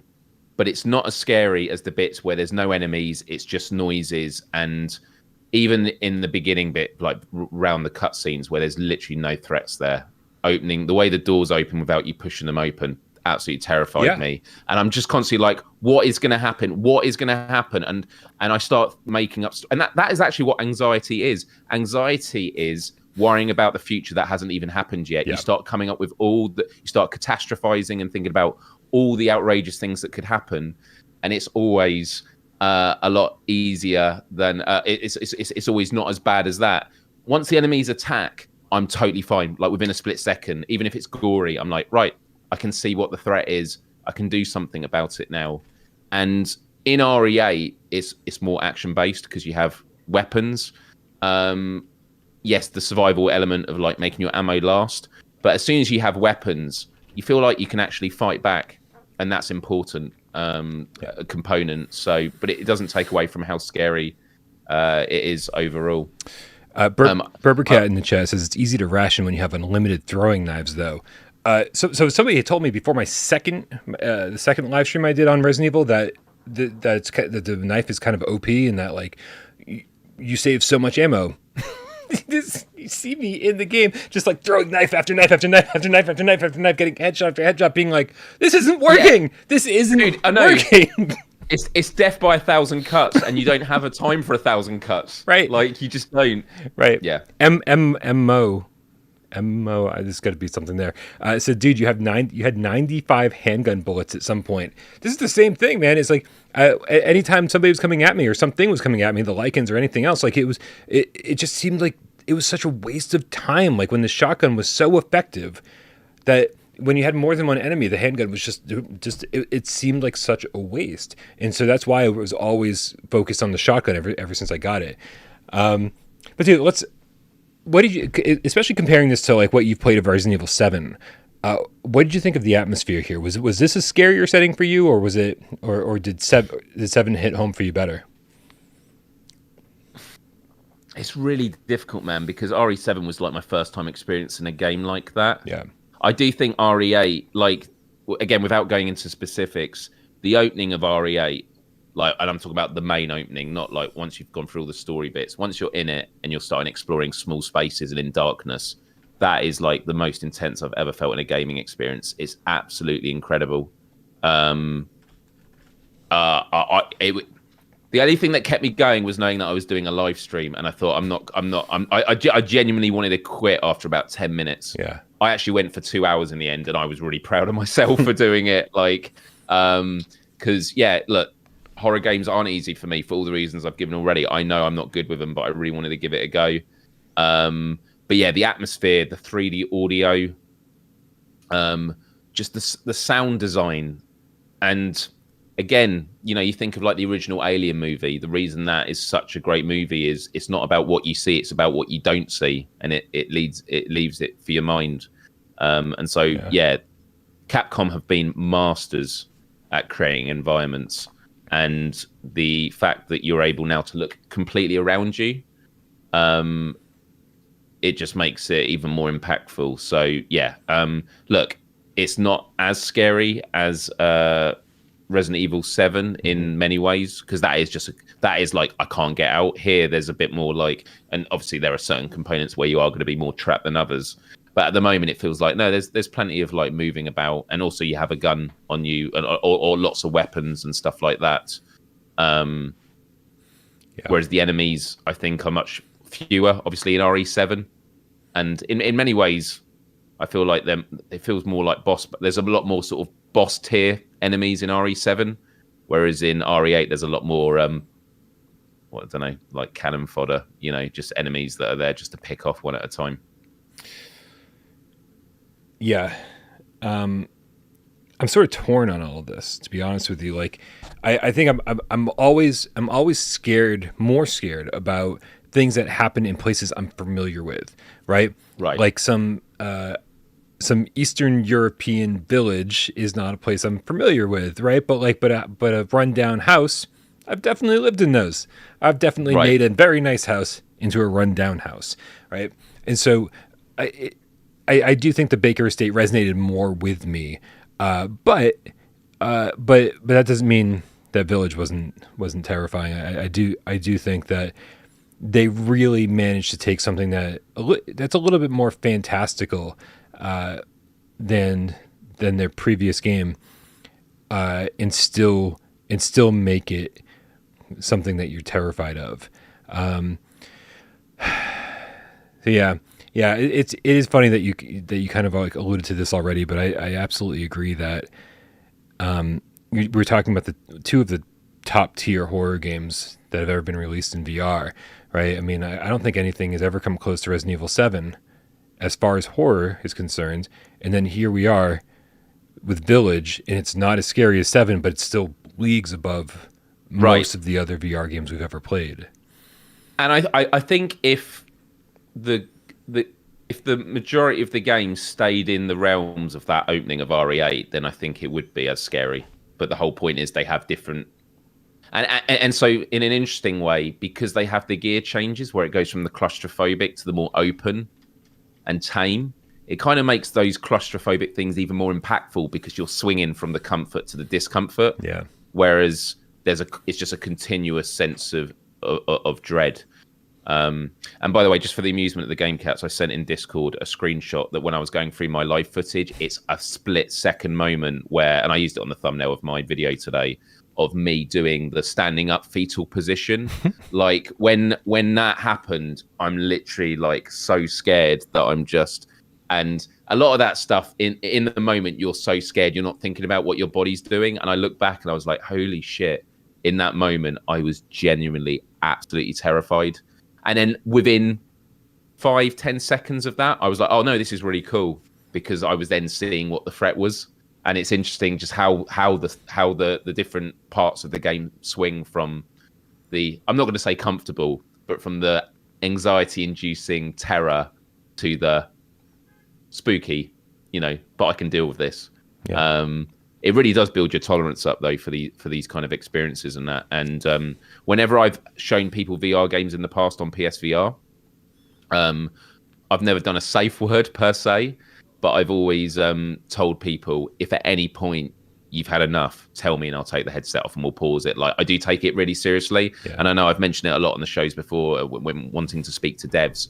I do think there is a conversation to be had about the ethics of horror games, because it's different from watching a horror game on a flat screen. Like, you are putting and me wearing the heart monitor, it's having a physiological impact on your health. Like, making your heart rate do that through stress and anxiety is not healthy. But there's a lot of things we do in life for entertainment that aren't necessarily good for your body and are fine in moderation. But I do find that component interesting because, it, as you say, not as scary as RE7, but still scary. Right. And it's worth noting, I saw Double M Gaming in the chat being like, how far have you guys gotten? And the answer is, we've shown you how far we've gotten, right? Like, I'm sort of taking my time with Village because I want to enjoy it. This is the game I've been waiting for literally since 2017 when I finished Resident Evil 7 in VR. I was like, when's the next big, amazing AAA horror game coming? And it took us an entire generation to get there. And so I'm taking my time with it, and obviously we'll I'll review it when I'm done. But yeah, there's obviously more to come, and people have told me like that there are some really scary moments in this game, and I haven't even seen them yet. So keep the spoilers to yourself. We will definitely keep you updated as we play more. As the two biggest scaredy cats in the Without Parole crew, I'm sure this will not be the last time we talk about Resident Evil Village. What are the things got to you, Miles? What are the big things that you've seen so far in your trek through the village and through Lady D's castle? Well, let's talk about the thing that we always say works really well in VR: flashlights. Yes. And right at the start in the tutorial, when you get given the flashlight and you're flicking it around your hand, this is cool, and then you open that door, and it's dark. You can't see in it. That bit, that was one of those moments where I stepped away from the door straight away and went, oh, F. Like, not, do I have to go in there? And it's just a little tutorial thing where you go in there, you get a fuse and you put it in a fuse switch and you turn the lights on. But my goodness, like, how dark that room is scary. And then when you're going through the woods, using a flashlight, it's sort of, I don't know what it is about the psychology, but using a flashlight around in darkness, I guess it's because it asphyxiates your attention to your spotlight in a specific part that you're looking at, but you know that you've got a 360 that you could be putting light on. And so when you're using a flashlight, there must be some psychology of like, yeah, you can see there, but now you're hearing all this other stuff.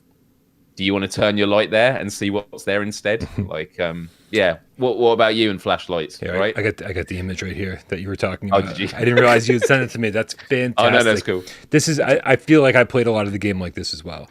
And I think something we didn't really mention in terms of this, and I will get back to the flashlights at some point.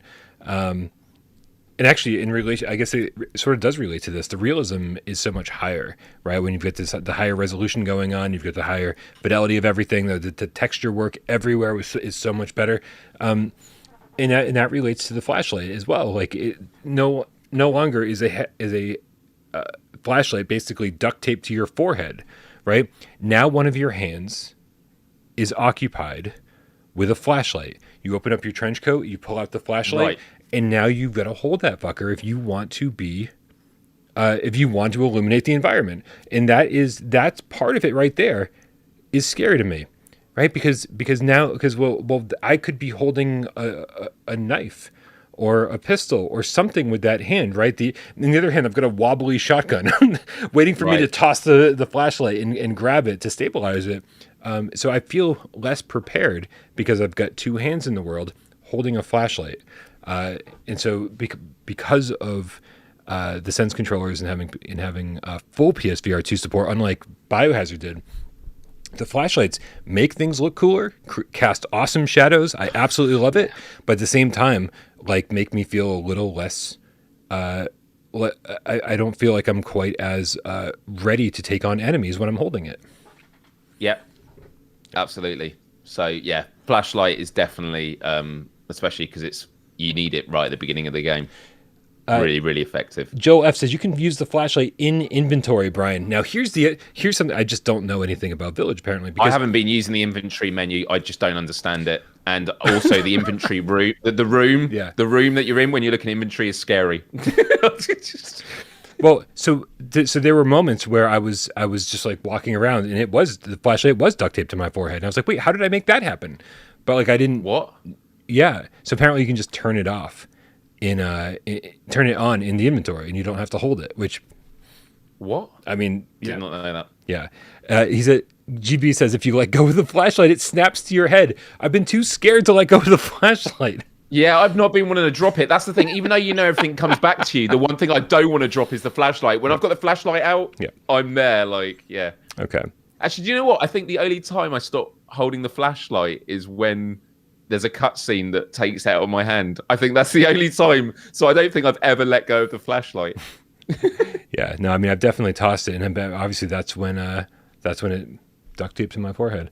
So yeah, I mean, dude, this is generally, this is the worst part about streaming games, because you just don't have all the answers, right? Like it usually takes me a little while to like figure out all the normal things, and a lot of people figure out things faster than I do, and so that's why I'm so thorough. Like that's why before I review a game, I play the crap out of it, man. I gotta roll credits at least once, and then like just make sure, and then I like check with other people. I'm like, was this a problem for you? Was this a problem for you?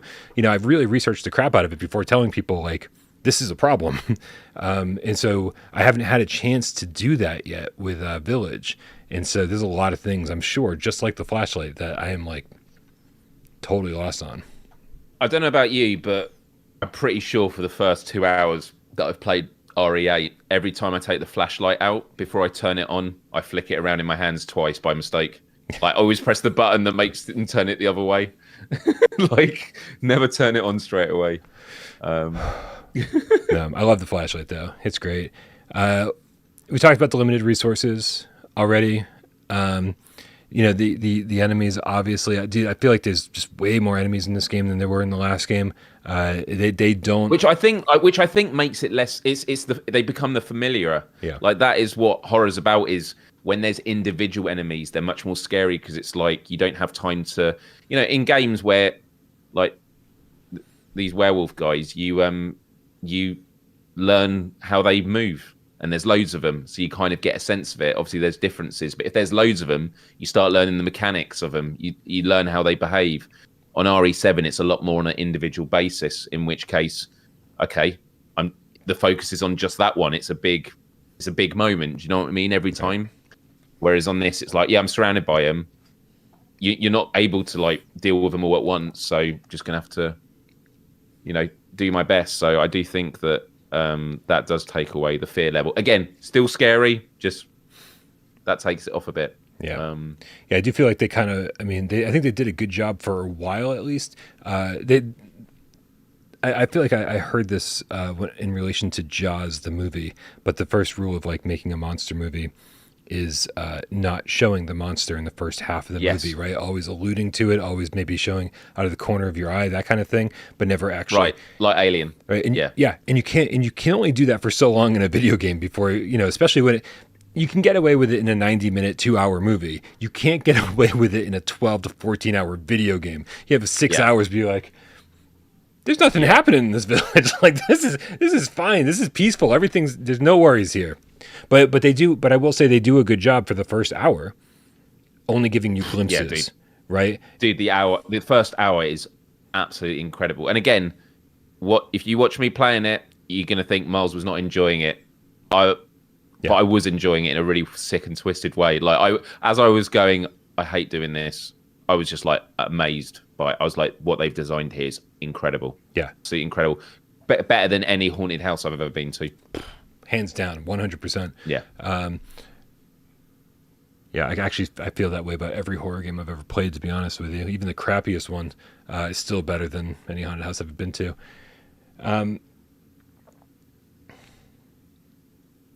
What about gore and violence? Gore and violence, there's some really gory moments in it, but it doesn't bother me. But the presence of blood or mutilated things that you find as a part of the scenery is, I think, is the most impactful use of gore, because it's the question of like what caused this. Yeah. The common theme here, and again, it's why RE7 was so impactful, but it does happen in RE8 as well. It's and what Brian was just talking about with Alien and Jaws, the unknown. It leaves it for your mind to think about, and then you just the sort of not knowing what it could be. There was definitely a few occasions early on where I was just like, I don't know where to go, but what I do know is I don't want to be going into any of these buildings here.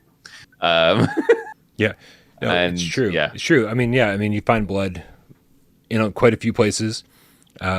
It's very disturbing, man. Like they set it up. They say something horrible has gone down here. And then when you find anybody still there, it's crazy. Like you're like, what are you still doing here? Why didn't you hightail it out of here? Like when all of this shit went down. So yeah, I do think I'm not a gore fan, right? But I also don't think that so far, at least in the first 3 hours of the game, that they went crazy with it. There seems to be a lot of blood everywhere. Yeah, but nothing. But there's no. I didn't see any moments where I was like, "Oh, you just did this to gross me out," and be like, "Ew, that's gross." True. Although I would say, without being specific, Ethan has definitely taken a beating. That's true. That's true. Yeah. Ethan is having a bad day. I think that was what was the main takeaway in most reviews. Is like, if you ever thought you've had a bad day, just think about Ethan. He's having a really bad day. Yeah. He's having a real bad life at this point. Yeah. Just incredible. And then what about jump scares and things like that? There was one in particular, there was one key jump scare which was kind of in a cutscene that actually was when I was doing the fetal position, and it still startled me, but I think I may have missed by a split second because it was whatever it was like to the left of me, and I was looking a bit offside, so it was coming from the side. I may have missed it a bit, which actually made it more startling, because then when I did turn my head, it was there. And I was like, oh my goodness. Yeah. Whereas maybe if I'd been looking and seen something come out of the darkness or something, that could have been creepier. But there was one bit where, look, there's loads of windows in the game, so this isn't going to be a spoiler. There was a bit where I went up to the window and then a monster just came at the window, and Jesus Christ, man. It reminded me actually of, I don't know if it was on Resident Evil 2 or 3, and it was where you go down and then the dogs come out the glass, or Nemesis jumps through the window in 3. Classic Resident Evil moments, coming out of windows where those are great. Yeah, I think the first time you actually encountered the dogs in Resident Evil 1 on PS1, other than like the opening cutscene, obviously, is when they jump through the windows in that hallway, right? Which is terrifying, even with those 32-bit graphics. Here's what I love, man. I love when developers use restraint, because there's one point earlier on in the game where you go through this whole little area, and just cover your ears for a second if you haven't played it at all and don't want any spoilers, because this isn't a spoiler, but I also don't want to ruin anything for you. You go through this whole little area in a house that they force you to go through, and then you get to the end, and there's a cupboard, and you open the cupboard, and there's nothing in it, and then you're just like, oh shit, this is like a dead end, and the game knows that I just went through this whole, it forced me to go down this path to a dead end, and I did not want to turn around, because I knew the developers knew that I'd be standing there and would have to turn around. They knew I'd have to do a 180, and it happened in the inpatient, and it was terrifying. But they used restraint here, and actually were like, we're just going to build the suspense. That's it. And they did such a good job at building the suspense that it actually was like, it almost gave me a sigh of relief where I was like, I turned around, I went, and then then a few moments later, when something did happen, it was that much more terrifying because I had let my guard down slightly. That's it. I'm really glad you mentioned that. And actually, for clip of the week this week, it's not what happens, but it's that build-up bit that Brian spoke about. So we'll do a spoiler warning before we play that clip anyway. But the reason I wanted to mention it was in that clip, my heart rate when I am looking at it and I'm like, oh, there's nothing there. Yeah. I first of all say out loud, I don't want to turn around. And then I say, like, my heart rate's going to go up. And I turn around and my heart rate goes from like 120 to 143. Whoa. Like, that is a big swing in that moment. So, like, it was really interesting looking back. Because obviously when I'm doing it, I have no idea what my heart rate's doing, which is also a good thing because it means, no, the heart rate changes were legitimate. It wasn't me looking at it and trying to regulate or try and hype myself up. It was like, yeah, that moment. And it was interesting you saying that because it's a really powerful moment. Yeah, absolutely agree. All right, man. So in conclusion, I think you and I both agree that maybe this isn't so far as scary as Biohazard, but I would probably put this as the second scariest game I've ever played in my life so far, right under Resident Evil 7 in VR. So this is interesting because you've played a lot more horror games than me, and games that I really struggle. Well, actually, the Persistence. Yeah. Like, did you completed the Persistence? Did you? Yep. In VR. Now, maybe I should have given it a bit longer. I ended up completing it, but on flat screen. I struggled so hard on the VR. I mean, I did play it VR for the first. I didn't even get to the end of the first full level. But then maybe this process is actually going to make me better at horror games. I don't know what it is, but like there's a lot of horror games you've played that I've gone, I don't know how you do it. But then different horror affects people differently. And for me, maybe it's just a blanket thing. Horror, no. It's true. And don't get me wrong. Like when I say that, so far Village is the second scariest video game I've ever played. I thought Paranormal Activity was terrifying at moments. I thought Don't Knock Twice had some really great moments. Like you can just Rush of Blood. I mean, yeah, dude, the Rush of Blood is one of the few games that ever made me throw my headset off of my face. I don't even think I did that during 7 at any point. I had definitely paused the game and took it off and was like, all right, I need a break. But Rush of Blood at one point, I think we all know, if you know what I'm scared of, then at the end of that level, I was just like, I can't take this, just threw it off. I was like, I can't fucking deal. But this goes back to like the types of horror, and I know this is a point I've probably laboured way too much on previous streams, but it's like the general rule is you've got like fun horror, which I would say Rush of Blood is, where it's like, yeah, this is really good fun. Like it's scary, it's jumpy, but you're kind of like, there's this sort of like, it's the carnival aspect of it. Like it's this a fun, spooky house. Yeah. And then there's the other end of the spectrum, it's like the constant sense of dread. Like it's like not, I'm going to just say it's not fun horror, but of course it is. It's entertaining in a different way. But that's what I'd say RE7 is. It's actually what I'd say Persistence is. Yeah. Although Persistence, I think, probably goes to the fun side once you start unlocking weapons. See, Persistence, I think the first hour and a half, 2 hours of Persistence are terrifying.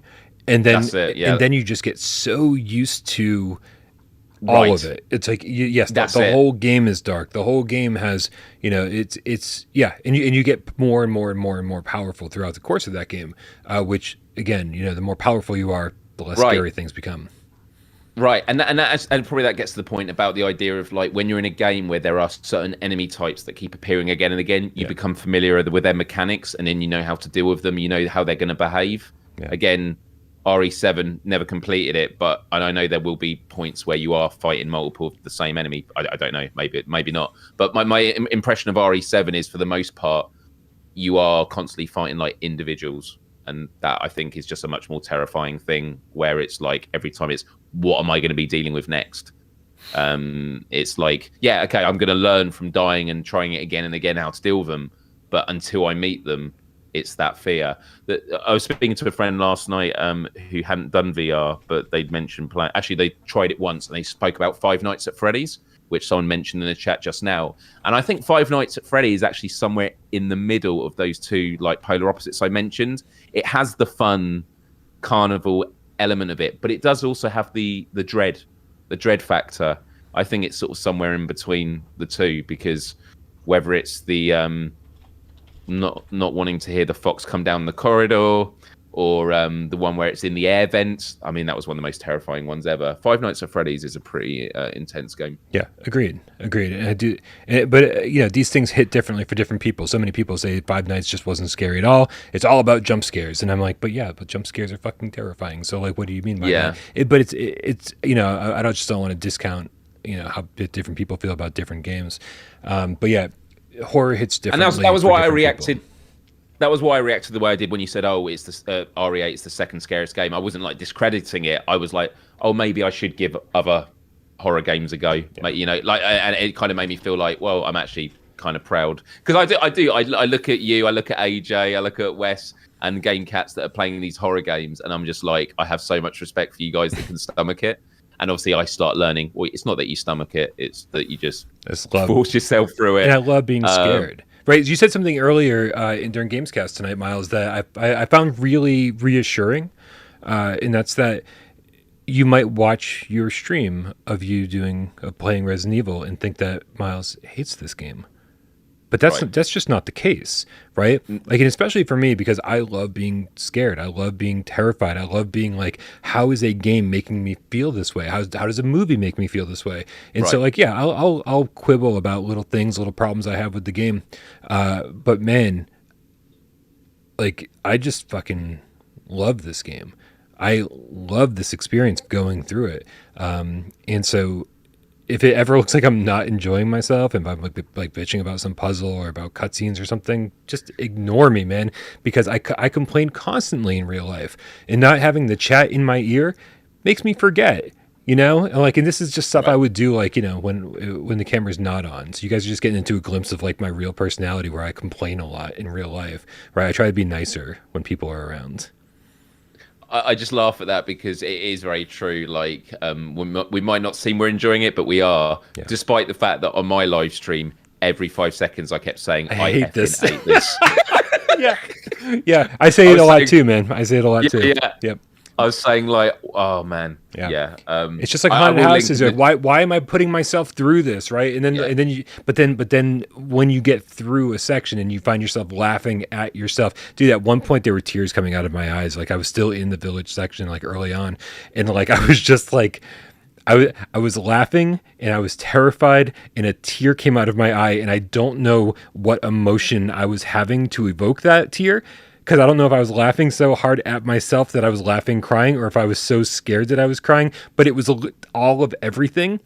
And in my normal life, I don't cry from happiness or cry from sadness terribly often, right? But when a game can make me feel so many things at once that a tear comes to my eye while I'm playing a fucking video, like, success.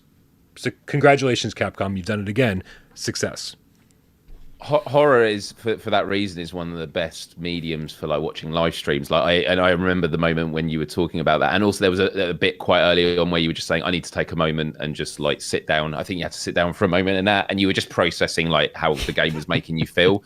And it's really, really interesting. And again, on my stream, a lot of people were genuinely shocked, going, Miles, I've never heard you swear. Like, well, firstly, I've rarely heard you swear, but like that frequently. And also, I sounded a lot more British. It's like effing hell, all this sort of stuff. Like, I probably sounded a lot more British in the process. But it's the fact that you put yourselves into those environments, high pressure environments, you react. And for me, does that mean if I was actually in a situation where I was in the middle of the woods, I'd be saying fuck this all the time? Probably not. But the point is, in VR, I'm like, right now, I'm feeling very huge discomfort.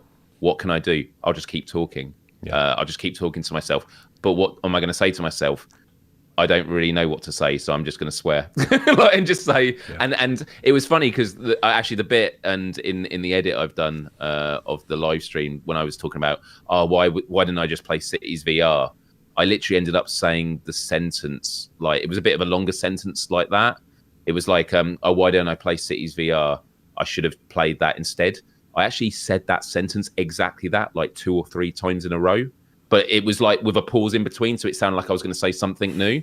So in the moment, it just felt totally natural. But on reflection, it was like, no, that was me highly anxious, like not sure what to say or think. And so I was just sort of going in a loop in my head because I was just like, I didn't want to deal with the reality that I was in a location that I totally felt out of control with. Yeah. Good talk, Miles. Good talk. I can't wait to catch back up with you after we've both played a few more hours or completed the game. Dude, oh man, it's going to get so bad. Yeah. I can't wait. Owando, we got to catch up on some tips here before we move into 20 questions, Miles. We got Owando Cat, Kirinando Cat. This is great. 20 euros. Says 20 euro AF. It's good.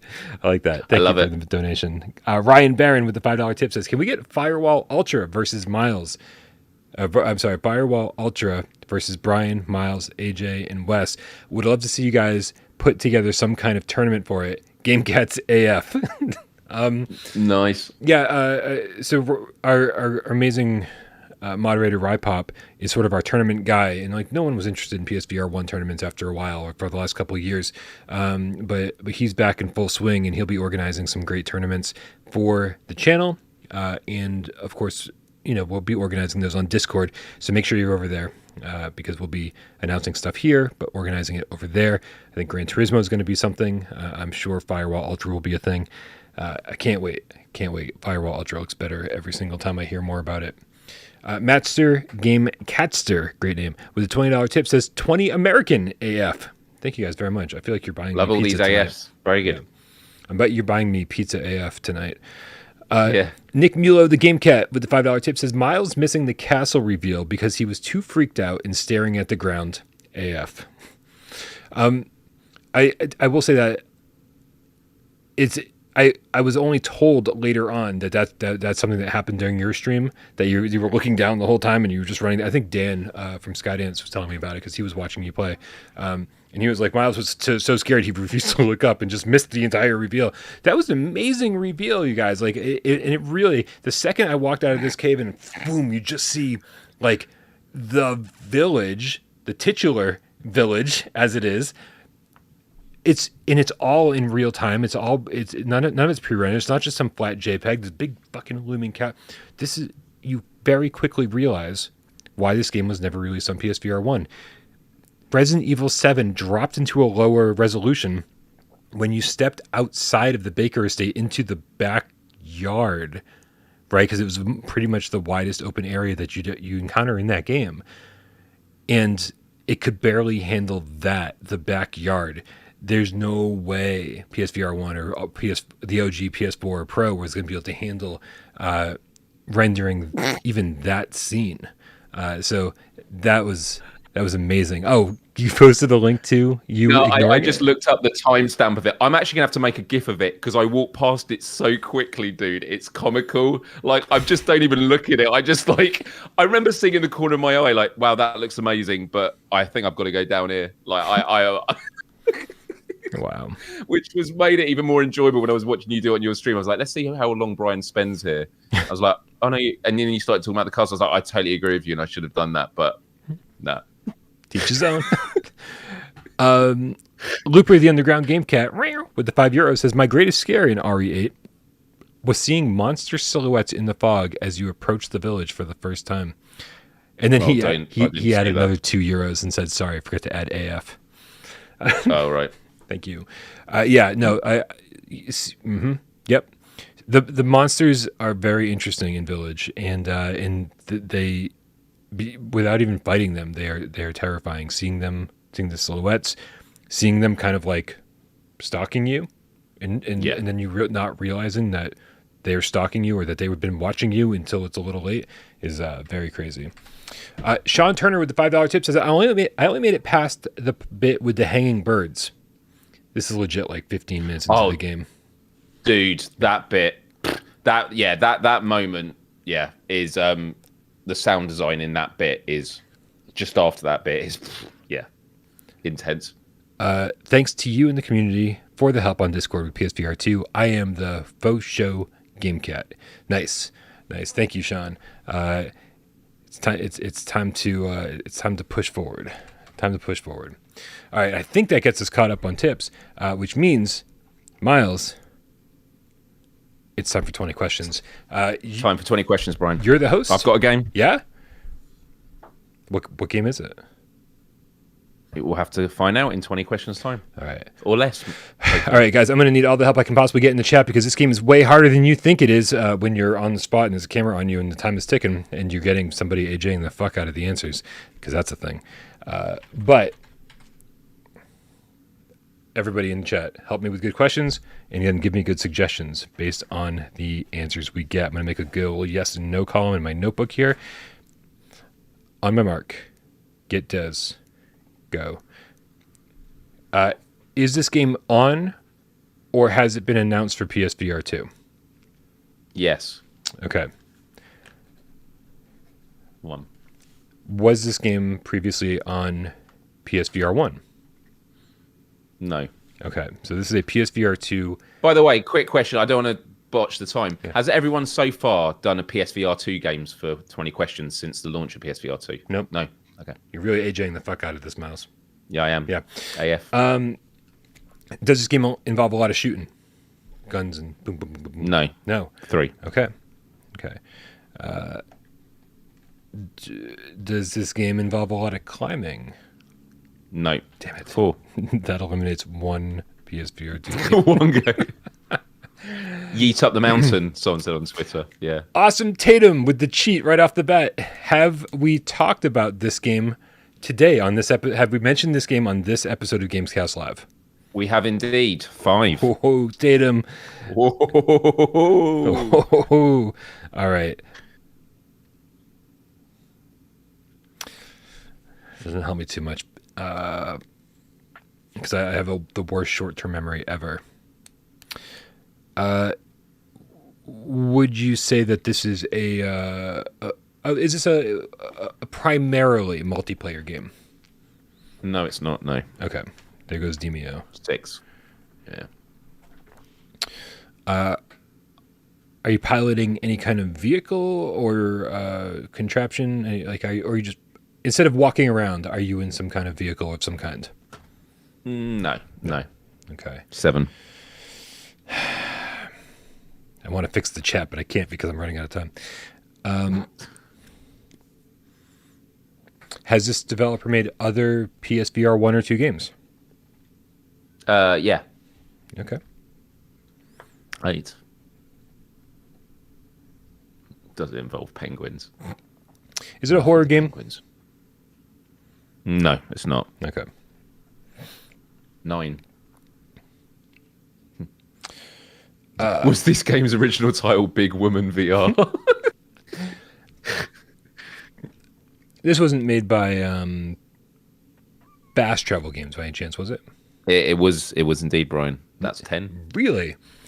Do you build cities in this game? You can do if you want. Yeah, if you want to. It's optional. It's optional. Not necessary. You can kind of do whatever you want. If you didn't, you might be disappointed with the game because they're kind of pushing that. I think it's suggested in the title. Suggested. Yeah. Well, then might this game be Cities VR Enhanced Edition? It is. I'm glad you said the full version. It is Cities VR Enhanced Edition, Brian, and Rooster Tie 3, the game cat, was the first one in the chat to mention it. You won. So well done. Rooster Tie. You want a hug? Virtual. Get over here. Virtual. Okay. All right, man. Unfortunately, I don't have time to stick around. We got to get the show on the road. Got to get moving. But thank you guys so much for being here. Thank you for hanging out. Obviously, thank you to everybody who helps this channel run. Guys, please don't forget to click the link in the description below. Join. Subscribe to all my co-hosts, right? Because we're trying to cover as much PSVR2 stuff as possible. But today, especially, make sure you go subscribe to Miles Dyer over at youtube.com/Miles. Link for that is in the description below. And if you want to watch him play Resident Evil Village, because it's certainly a unique experience watching him play it, you should totally subscribe to his channel. But thank you to everybody who makes this channel run. We've got all the awesome moderators out there. We've got Sci-Fi Game Cat Henry, who puts the timestamps into this thing after the fact. We got Jay Meow, who gets us up on podcast services of your choice. All the Game Cats out there that support us financially here in the chat with the donations over on patreon.com/withoutparolegames. Everyone that helped with 20 questions, everyone who participated in the chat, and of course, everyone who sat back, watched the show, and didn't say a goddamn word. We know you're out there, and we love you just as much. Happy Friday, Miles. Happy Friday, Brian. Happy Friday, Game Cats. Have a wonderful weekend, and see you on Pavlov. See you in Pavlov. I'm getting on it next, even though it's 1 a.m. See you guys. Oop, that's not the button. There it is.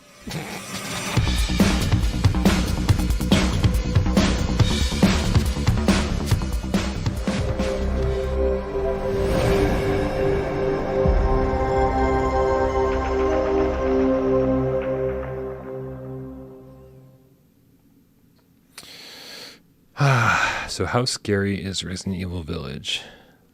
Not terribly scary. That's a good answer. Not at all. It's just a walking simulator. Yeah, isn't it great that we get to sit up here and tell people what little babies we are? That a video game scares the crap out of us. Isn't that nice? I think it's good, and also I think a lot of people might actually give the game a go because they realise, horror game players aren't people that just don't get scared. No, they do get scared. Yeah. like it's a very well. I would just love to see behind the scenes of Capcom testing the game. Do you know what I mean? Like their devs freaking out with it. I just love to see that because there's no way you can design that and they'd have to test it among themselves going, how does this scene look? They'd be freaking out. I just love to see some behind the scenes of the development of the VR components. Does this clip of the week that we're about to show people, does this require any setup or can I just play it? It's from early on in RE8. It's something we talked about earlier. So some people are saying, the game's been out for over a year. It's very early on. I've chosen a bit that's not that spoilery, but some people that want to go in completely blind, don't watch this clip now. But enjoy it. Yeah, going in completely blind. I tried to do that and I was still unsuccessful. But here, check this out. As long as you want to watch it. Jesus. Yeah, I'm really scared, man. I heard that.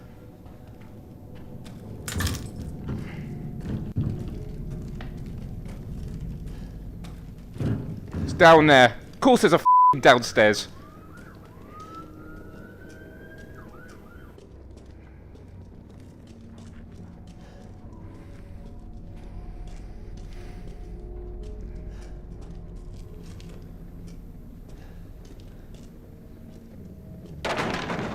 So it's going to close behind me. I watched Barbarians recently.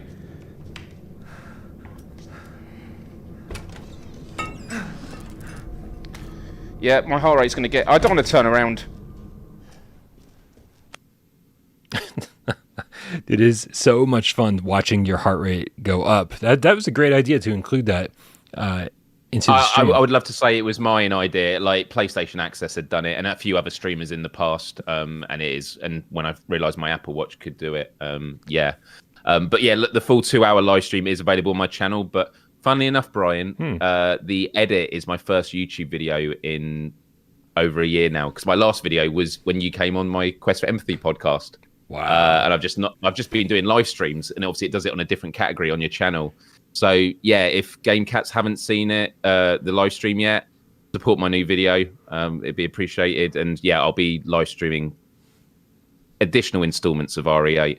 I feel anxious even saying that, Brian, because I know that at the moment, although I did enjoy it, I'm just like, I know the moment I jump back in it. You know what I mean? When you jump back into that world, you're like, I forgot how real this feels. Yeah, I feel that way every single time I put the headset on, to be honest with you. Like it's like with everybody talking about, there's Mora or there's Shimmer or there's this or there's that. And I go, I guess there is. Nothing's perfect. And then I put the headset on and I go, what the fuck? Why are people complaining? This thing is so good. And I had that same feeling again when I got into Gran Turismo again today. I put the headset on. Took me a few seconds, for the PSVR2 mode to kick in.